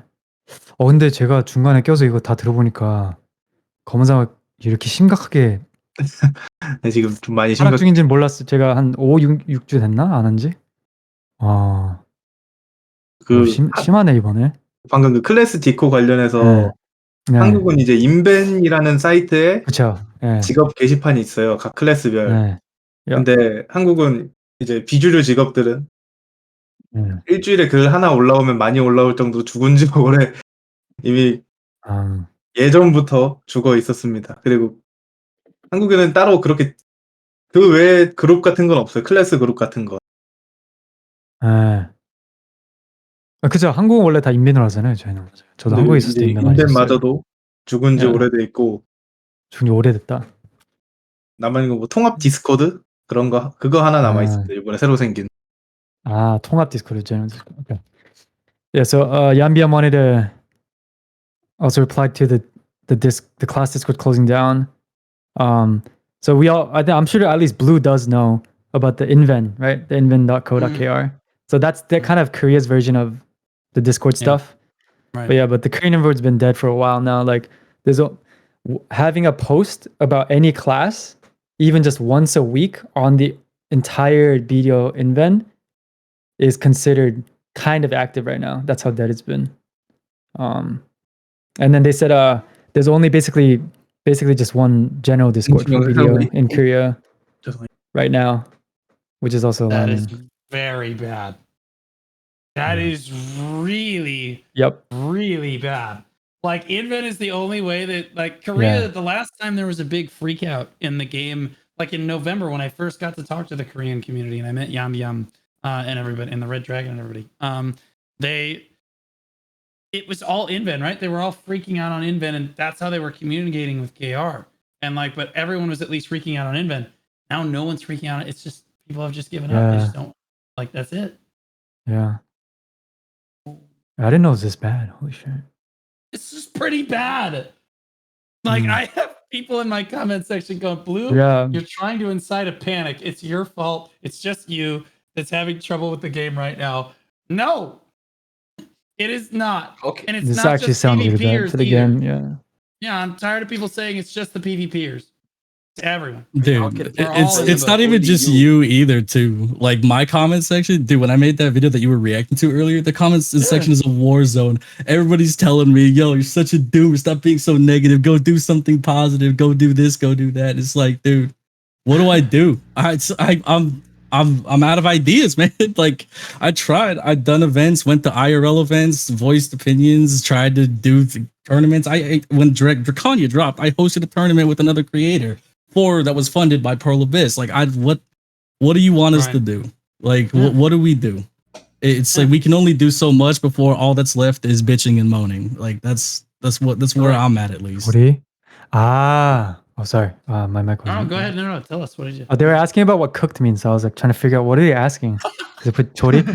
I didn't know what they were asking in the Korean chat. So I asked Yambi. I'm like, what are they talking about? What are they asking about? And then, sorry, I thought my mic was muted. I was like, oh, that's what they're asking. How are you gonna explain that, bro? Yeah. So it's kind of hard. Cooked.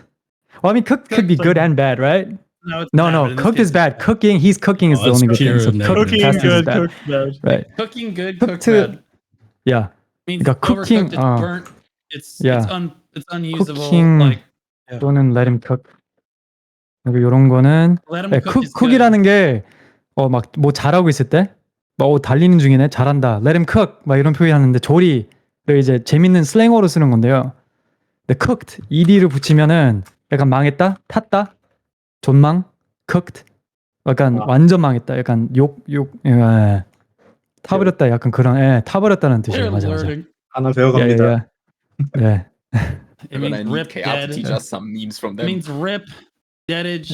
You know, rest in peace. Yeah, they were using the Korean word for cook, so I was so confused. What are they asking? Yeah, that's my chat literally spamming the cook over and over again. Yeah, you can just tell them it's basically rip, rest in peace. Deadage, I explained them. Ruined. Yes, exactly. Yes. Cooked, 망했다. That's the best translation. Ruined. Yes. Yeah. Ruined. Yeah. This is where we're at right now. Okay. Does anyone else have anything to add before we kind of do closing thoughts? This is kind of a longer one, but I know it's due to the state of the game. You know what I mean? And we're wrapping it up right at the time that I told Brobear that I was like, it'll end right at that time. I promise. Yeah, you did. So, like, anyone have any like closing thoughts that they'd like to add before we ask Korea? I'd like to ask a question that like my chat's been asking for is PvP game modes that are not just what exists currently, even for PC, like other game modes, like somebody I brought up personally, Push the Payload and other sort of MOBA aspect game modes that could fit into BDO that are more interesting to do, that require more comp organization, and that you can queue for with cap or uncapped gear, whichever one.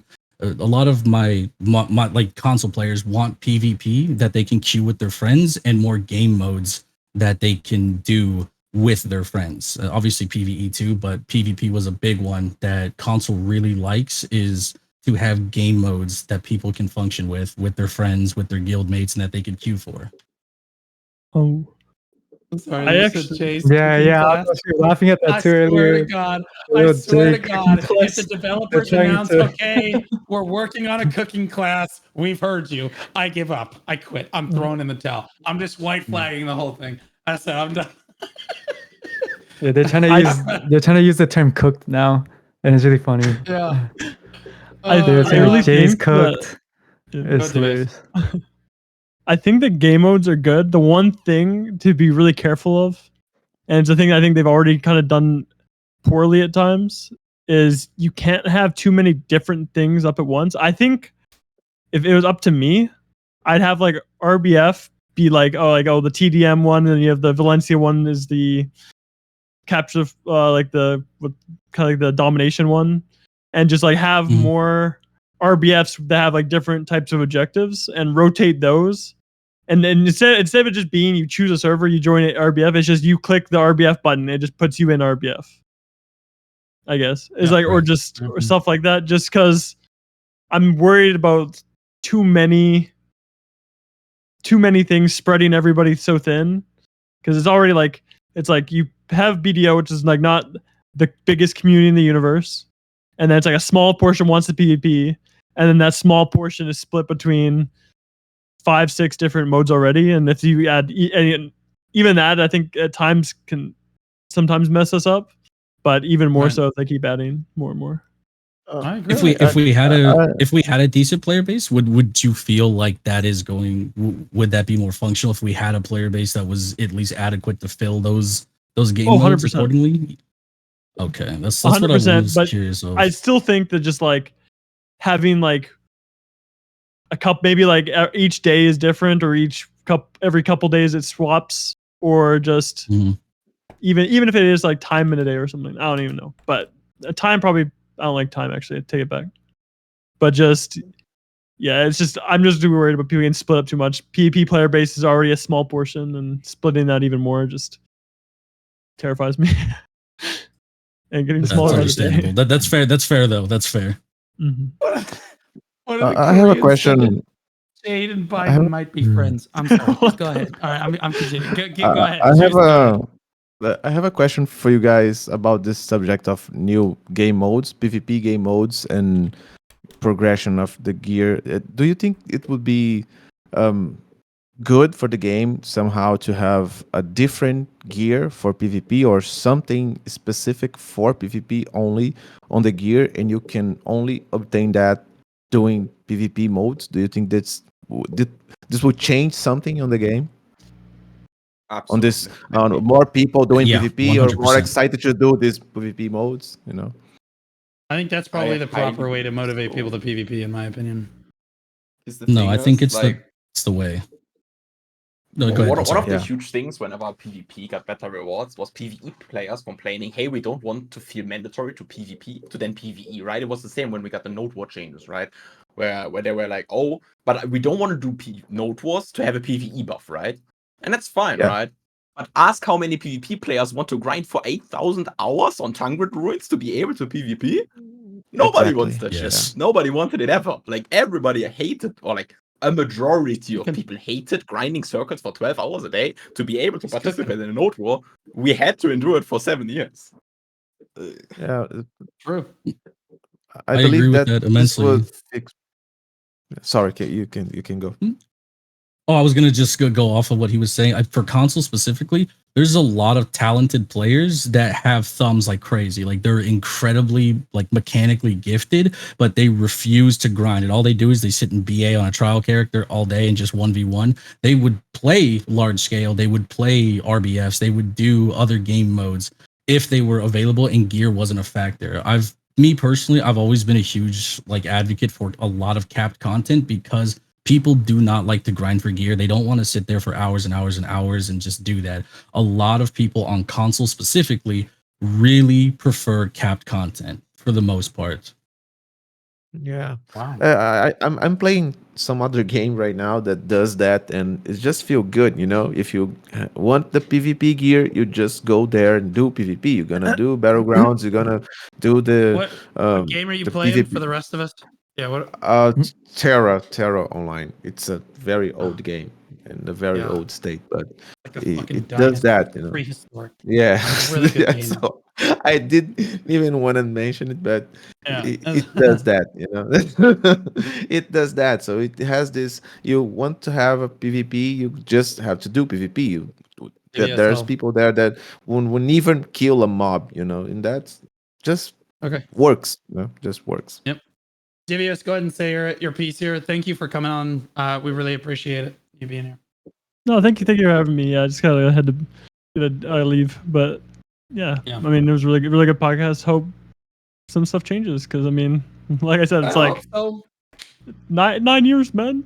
It's been a long time. Almost 9 years. It's like it's crazy. And I hope it gets better. Alrighty. Yep. Well, good thanks night. so Good much, night, fellas. Good night. Good night. Yeah. Good night, man. Hey, Divios.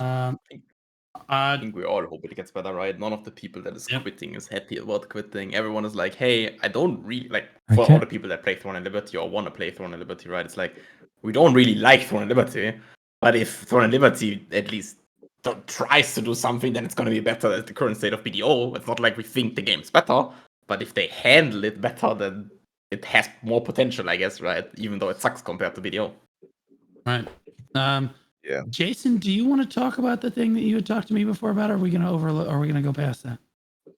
No, This I be can the do it time. if everyone else is done, I guess. Yeah, I was like, does anyone else have anything that they want to add? Quendya, thank you so much for coming on the podcast. You haven't said anything in a little while. Do you have any closing thoughts or comments? Yeah, I have a few things, if you allow me. Okay, like go ahead. For example, Yeah, like we're talking about open world PvP is dead. How we can make it alive?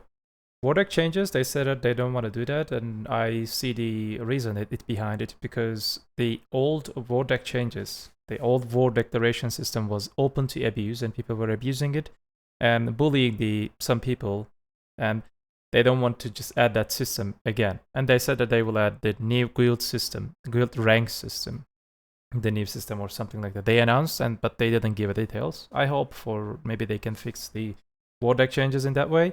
And on the other hand, in the open world, in Arsha especially, nothing changed in it. Like in before, we couldn't do PvP like in safe server, same, nothing changed. But in Arsha, people don't want to bother themselves in Arsha. It's because if you want to go there for 50% drop rate, it's just giving me not that much big difference. It's because we already having so many drop rates events, we already having so many things in the game, and we constantly in safe server having 320 drop rate.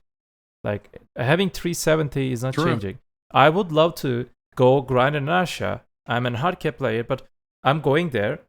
I have to use my PV setup because the difference, the power level difference between PV and PvP setup is huge. Like if I want to change my PV setup to PvP, if anyone just wants to do PvP with me in Arsha server, it takes at least 5 minutes. And then the guy is just leaving, or in 5 minutes we do PvP and the guy left and I have to change it again back like in 5 minutes. So if they add like 1 click setup change, everything, lightstone, add-ons, crystals and everything. You know, right now we are using the crystals change system, the new UI, they can make something like that. And like we will just click that thing. It will change it will have some 5-second channeling time. Our entire setup will change with 1 click. So I can do PvP. This will encourage people to stay in Arsha. And on the other hand, like we should increase we should draw attention of people to, hey, come and play in Arsha. Yes, you will take a risk of getting killed by people, but you will have this reward. That reward is important. Right now, there is no reward for an Arsha. This may a little bit save the open world PvP, at least in Arsha. I'm going in Arsha, there is no people. Even if you find people, you kill them. They say, okay, I'm going to save server, because they don't want to change their entire setup for 5 minutes PvP. Yeah, on the other hand, for AOS or for other parts, for AOS, we talked about SHAI, isn't it? AOS needs to get capped. There is no cap in AOS. I'm saying this for every time. If there is a gear cap, there should be stat cap too. If you have a SHAI in your team, SHAI is giving you 30 AP, SHAI is giving you E-buff, her E-buff and other things, there is no cap and you're just stacking AP. For example, on the other hand, like Succession Berserker having 63 DR in these days, isn't it? That 60 DR means a lot, like huge difference, because your gear is low. It's like a Twala level, for example. In that Twala level, while you have 400 DR overall, if you add 60 DR, it's like you're just adding 1 more armor onto you, like, and you're just become unkillable. So in AOS, I want to see a proper stat cap. Like, I don't know, this can maybe save the AOS, like this, meta situation. Yeah, like overall, the thing that I can say for last part, thank you for having me for here. What is that may never die for this game. Yeah, no kidding. I think that Quendya actually brings up an excellent point that hopefully, Brobear, you got to translate there. The Arsha rewards need to be buffed dramatically. In my opinion, yeah, it's just not a high enough incentive for people to go there and incentivize PvP. There have been a few like suggestions for this. My suggestion is that they can run big events on Arsha where they buff one grind zone, like in Medaya, buff a low level grind zone to be really good, but only on Arsha and only on the 2 Arsha servers because it creates a competition for resources, and you can keep your PvP gear on while you're grinding that low end grind zone. So make like, I don't know, Sawsons worth like 4 billion silver an hour. Okay, well then you can grind with Nuver and all your PvP buffs and like, but like it's only on Arsha, so you can't just swap and get away because then it's just not good on the other servers, right? And they could rotate it. They could make it Helms the next week or Desert Falcons another week or whatever, or any grind zone that they wanted. Would be really interesting. That could be like a rotating thing for them. They could also just buff rewards on Arsha in general. You can go ahead and take the floor, Brobear, if you just want to talk. No, I'm good. I missed a lot of it, but then I came back as you're TLDRing, so I'm trying to translate that right now. Yeah.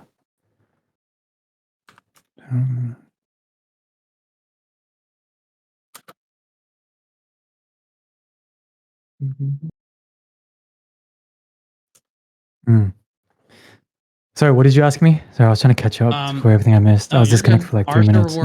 Arsha rewards got to get buffed. Yeah, got that part. They're too low to incentivize PvP. Yeah. There's a number of ways to do this aside from just dropping the buff rate. You think that Arsha events would be really good where you just buff individual grind zones? Like Sawsons is a good example. Like a low level grind zone where you can wear your PvP gear and full PvP loadout and just grind and just make like 4 billion an hour, but it's only buffed on Arsha, which creates a competition for resources and everyone's going to want to go grind there. And like, so it will encourage PvP and then they can rotate it to other spots like pirates, right? To help bring back some of those old days. Maybe there's some nostalgia there. You're making a whole lot of money doing it. Well, let's be honest, you're not. You're going to get PvP a tremendous amount. So like, I think that people would have fun with that. But there's a lot of different ways they need to encourage open world PvP because it's dead right now.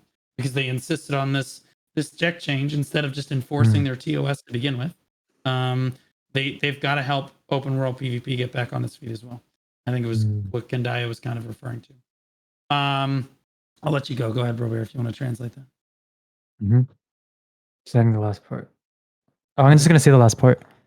이거 제가 쓴 거 말고는 이제 오픈월드 PVP도 이제 그 길드끼리 쟁을 거는 거를 바꾸기보단 애초에 TOS에 써 있는 그런 어뷰징이나 사람들을 이제 저격하는 뭐 이런 상황일 때는 밴을 제대로 먹히지 않고 매기지 않고 오픈월드 PVP를 죽이는 방식으로 한 것도 너무 실수라는 이런 표현이었습니다. 대충 좀 많이 놓쳤는데. 네. Okay. Yeah. Does Yambyam have a response or no? Because he's a PvPer, so I assume that he probably has an opinion. 얌얌님 그거에 대한 의견 있으세요? 방금 말한 그 아르샤 서버 등등. 예. 일단 아르샤 구조 자체가 네. 되게 기형적인 구조긴 해요. 아르샤가 이게 검은 사막은 사냥 PVE 세팅, PVP 세팅 따로 있는데 이제 아르샤 자체에서 이득을 보기 위해서 PVE 세팅으로 가면은 이제 절대 PVP 세팅한 유저를 이길 수 없고 그렇다고 PVP 세팅으로 바꾸면은 이제 그 아르샤의 이점인 사냥 드랍률 그 혜택을 사실상 못 받는 거잖아요. 사냥이 제대로 안 되니까. 그래서 이런 구조적인 문제가 제일 큰 게 아르샤인데 저 말한 오히려 그런 세팅에 구애받지 않는 저레벨 사냥터 몹들한테 실버 올려준 거 되게 좋은 의견인 것 같습니다. 네.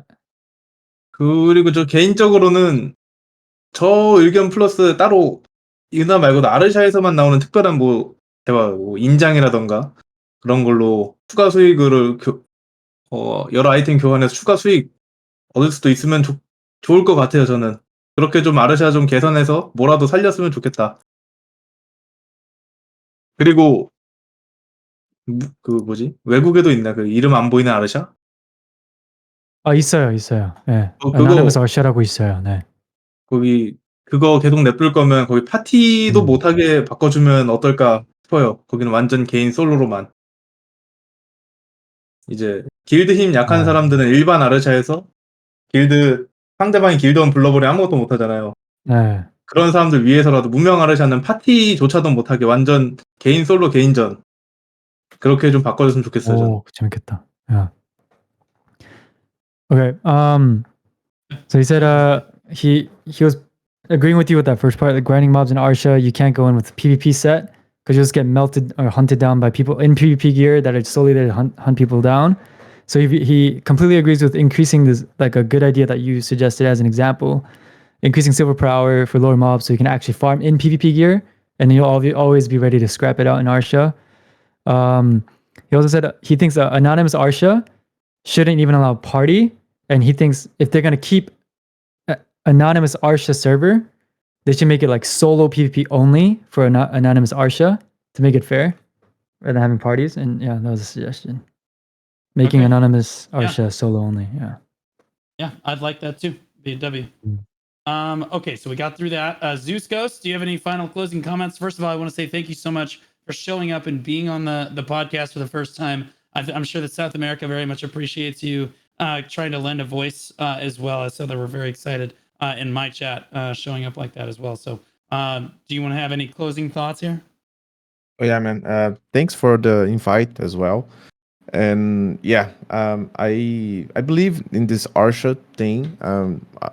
This reward, make the rewards better on Arsha. It's one thing, but I believe they should try to incentivize people to do PvP for the PvP, on Arsha. Because for me, the Arsha server has this conflict that you go there because it's a PvP server, but the reward is to kill more mobs. You get more rewards to kill more mobs. So for me, there is a conflict there. I believe they should try to do something on Arsha that incentivize players to go there to do PvP, and that's it. You go there to kill other players, and that will give you some reward in some point. That this conflict for me doesn't make sense. To fix that, we're gonna go to that problem of changing gears, because we have a different gear for PvE, a different gear for PvP. So we need to change that fast if we're gonna have this scenario that we have right now. So I agree with that, but I believe that if Arsha was a server that incentivized PvP for PvP, it would be more functional. But again, thank you again for the invite, and I hope I can be here again some other time. I'll try to be this time we have right now. It's more effective for me. I can be here in this time, and it was nice to be part of this. So thank you again for the invite. Awesome. Yeah, thank you so much for being a part of it. Really appreciate it. Thank you. And console, you're used to going last in most cases, but you're not last this time. Thank you so much, SwordKings, for coming on and being a part of the podcast and representing console for the first time. And like answering all those questions. Do you have closing thoughts that you wanna share? I hope PA does watch this. I hope that they understand that console's been cooked for a long time, and I really hope that the communication comes back. I wish Trent and Sharno were still around to give us some content, and at least to give us a voice that we have. I would prefer that we have at least some kind of communication right now, because this radio silence is making everybody uneasy, and a lot of the blowback goes onto the content creators that are available, and they kind of take on the role of the CMs because the CMs are not available. So a lot of the hate, a lot of the distaste for the game and destruction that comes along with all the chats and everything falls on the creators. And I hope that they take responsibility a bit more and kind of stop throwing the content creators under the bus. We gave up a lot to put up this whole, just in general, create content for the game to try and create hype, generate some kind of income for the game and views for the game, and get people talking and interested in it. And I would say that right now they're kind of just wasting our time, and it kind of sucks. And I wish that they would do a bit more for us as content creators in terms of paying more attention and being more communicative and taking responsibility. Okay. Very well said. Very well said. Especially the deal about the content creators there. Thank you. Brobear, I do want to say thank you so much. You have no idea how important it is to the entire community that you're here for us to translate like this, because we don't have very many people that can do this, speak fluent English and translate, and you do a tremendously good job for us. So guys, make sure you go all give Brobear a follow there and support him. We love him to death. Thank you so much, buddy. Thank you. Do you want to shout out your stream schedule? Like your normal stream schedule? I'm just on every day. I don't really have a schedule. It's just 7 days a week, just always on. Just a gremlin. Yeah. Oh, what? Yeah, I am a gremlin these days. Yambyam, he also wanted to add one thing. I was just waiting for everyone else to stop.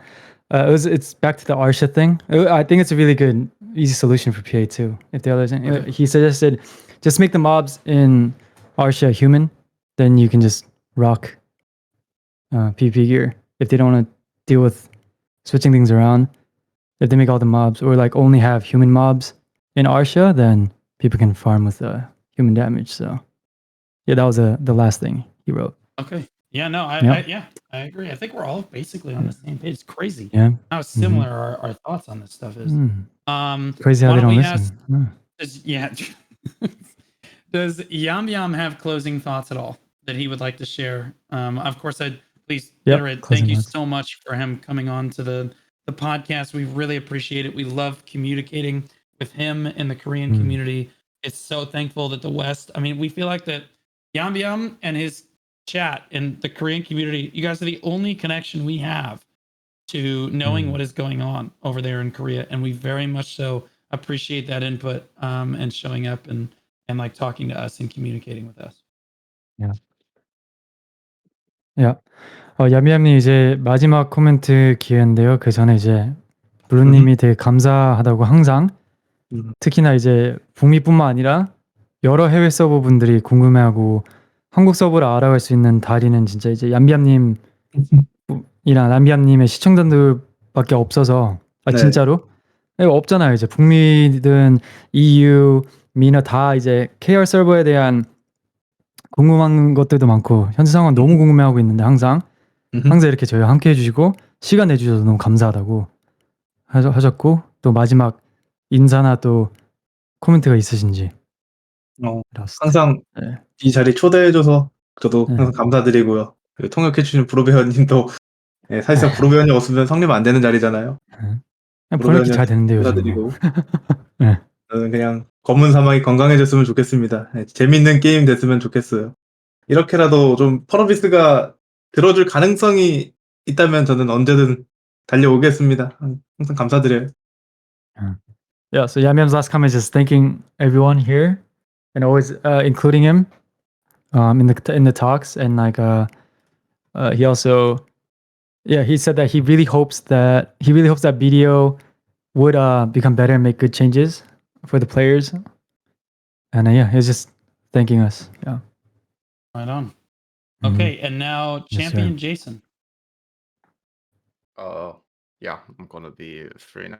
Put on the camera. I hope nobody fucking cares. I apologize for the mess in the background. Okay. I apologize for the mess in the background. I got some people over for the Gamescom. Where's the mess though? I don't see it. Nah, bro, it's completely booked, but it's fine. Yeah. A lot of the people here probably don't even know me. That's fine, but I asked Blue to host or like to join the last 5 minutes of the podcast. I will do basically the same shit that Divios did a few days ago. I will, for the time being, not stream BDO anymore. I don't know if I stream anything else at all, to be honest. But after over 7.5, close to 8 years now, with no breaks at all, this is gonna be the first time personally where I will take a leave from BDO. I didn't start the game since AOS ended, basically, except for like half an hour of Siege. That was pure misery that I will not do again this Saturday. Yeah, I'm eternally grateful for what Perlevis has done for me in the past 3 years that I've been a partner. I got to join like over 3 years ago to the partner program. Time has flown by very fast. I made a lot of friends, long-lasting memories, especially the Voice of Adventurers and the Heidelball, like the IRL events. Amazing stuff. If you guys ever can get the chance to attend there, go for it. Yeah, I've made a lot of friends, but for the current time being, I have zero motivation to start the game, and it doesn't seem to get better. It's been about 2 weeks now. The last AOS week has been pure misery. I've basically dreaded myself to start the game, and every day I just wake up and I'm like, I should stream again. Like, I haven't streamed in 2 weeks, and like, maybe not everyone in chat is gonna understand, but I can tell you the streamers here will understand. If you have not streamed for 5, 6, 7, 8 days straight, it does weigh on you mentally, and you feel like pressure to do it again. But at the same time, I literally don't enjoy the game at all currently. There's nothing I want to do in the game. PvE is pointless. PvP is as said, PvP was the only reason I played this game for I don't know how many years now. But I have no more motivation to do so. And until something changes, I will probably stay away from the game. Sadly, it's something that does not come light. As said, I haven't made a single break in 7.5 years of playing the game. Yeah, I'm very grateful for all the people that have been with me on the journey here. I'm very grateful to be part of this podcast, and if there's going to be another iteration where I play the game, I can gladly hop in and provide the input if I do know the game by then again. And yeah, well, thank you for letting sorry me to see you go, man. join the end here. Of course, I'm playing fucking Final Fantasy right now, bro. Motivation. No, I don't even have the motivation to make like a closing stream or something where I just say goodbye myself, because I don't want to stream the game. Like I don't want to boot up BDO. I have it installed, but I didn't start it in like over a week basically. I don't know. So I just do it here quickly. Like half of the people in the chat probably don't even know me. It's perfectly fine. Ignore it, I guess. But yeah, I'm glad to have been part of this, and I hope everyone else gets to enjoy the game. And I honestly want to see the game succeed. If there's any good change coming out of this, I will gladly be the first one to return and play the game again. I've tried for years to provide good feedback to the game, but it seems to not be heard for the majority of it. Only very little part seems to get heard, if anything at all. And yeah, thank you very much. Jason, I think I speak for the rest of the American or North American creators when I say that you were kind of a staple in the EU community. We absolutely loved basically all of the content that you would put out. You were cooking, and we're gonna be really sad that you're not with us anymore. Another one bites the dust in this case. Are you gonna play Throne and Liberty? I did ask my old guild lead, because they're basically recreating the guild in there. I will try it out. It's not really my type of game with the targeting and stuff. I will give it a shot and see. Like I do feel a bit lost without BDO. Like I don't know, man. Days are very long, I must admit. Like what do I do the entire day? I legit do IRL stuff, but I don't know. Yeah, we will see. I will try it out for sure. Okay, right on. Well, I personally, I do not like seeing you go. I'll be honest. I don't. You're my go-to guy for a lot of things. And like you're the guy I really connected with for EU content. So it means a lot to me that you did it here, and I'm really sorry to see you go, man. And I'm hoping that you come back. We'll keep working hard to try to fix the game so that you can come back and have a good time. All right, guys, that is going to go ahead and be a wrap for the United Nations podcast. Hopefully developers are listening.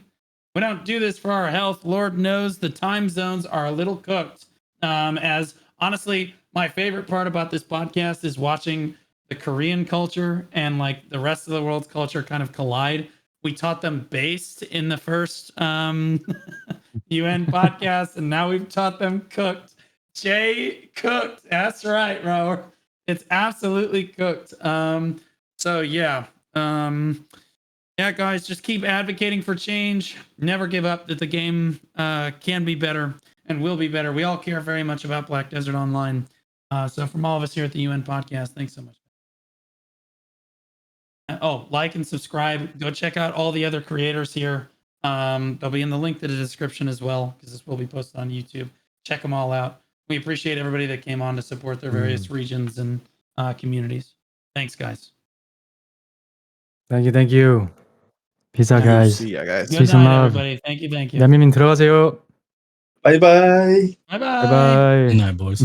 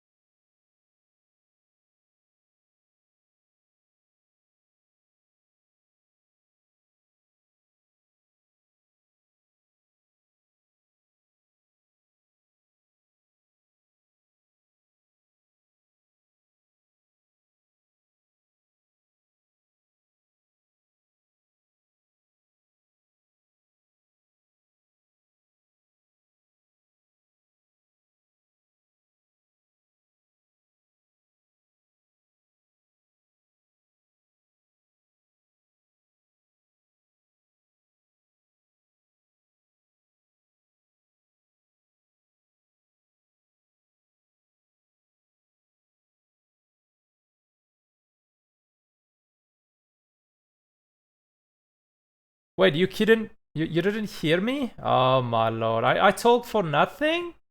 Okay, that part was. Okay. Oh lord. Okay, I'm back. Sorry for that, but I talked for a minute for nothing. So, we're done in the United Nations podcast. That was amazing for me. We talked about many things, but they're also basic things.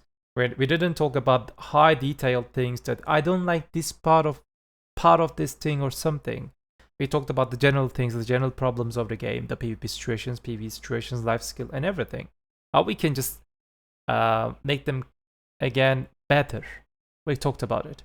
So overall, I like the United Nations podcast. I don't know what you guys say, what you guys think. This part will be on YouTube, by the way. You can say hi, mom, and you can say hi to anybody, or you can say bye, YouTube, because this is the ending part. Now I got to go back to my normal Twitch stream, because I have a stream schedule. I have to do some things. I need to do some things about it. I'm very happy that hopefully we can see more United Nations, and hopefully we can talk about more positive things, and we can clap the PA. Yes, they listened to us. We are their testers. They listen to us, and we're happy. They added this one, they added that one, and they're planning to add that one that we talked about the United Nations podcast.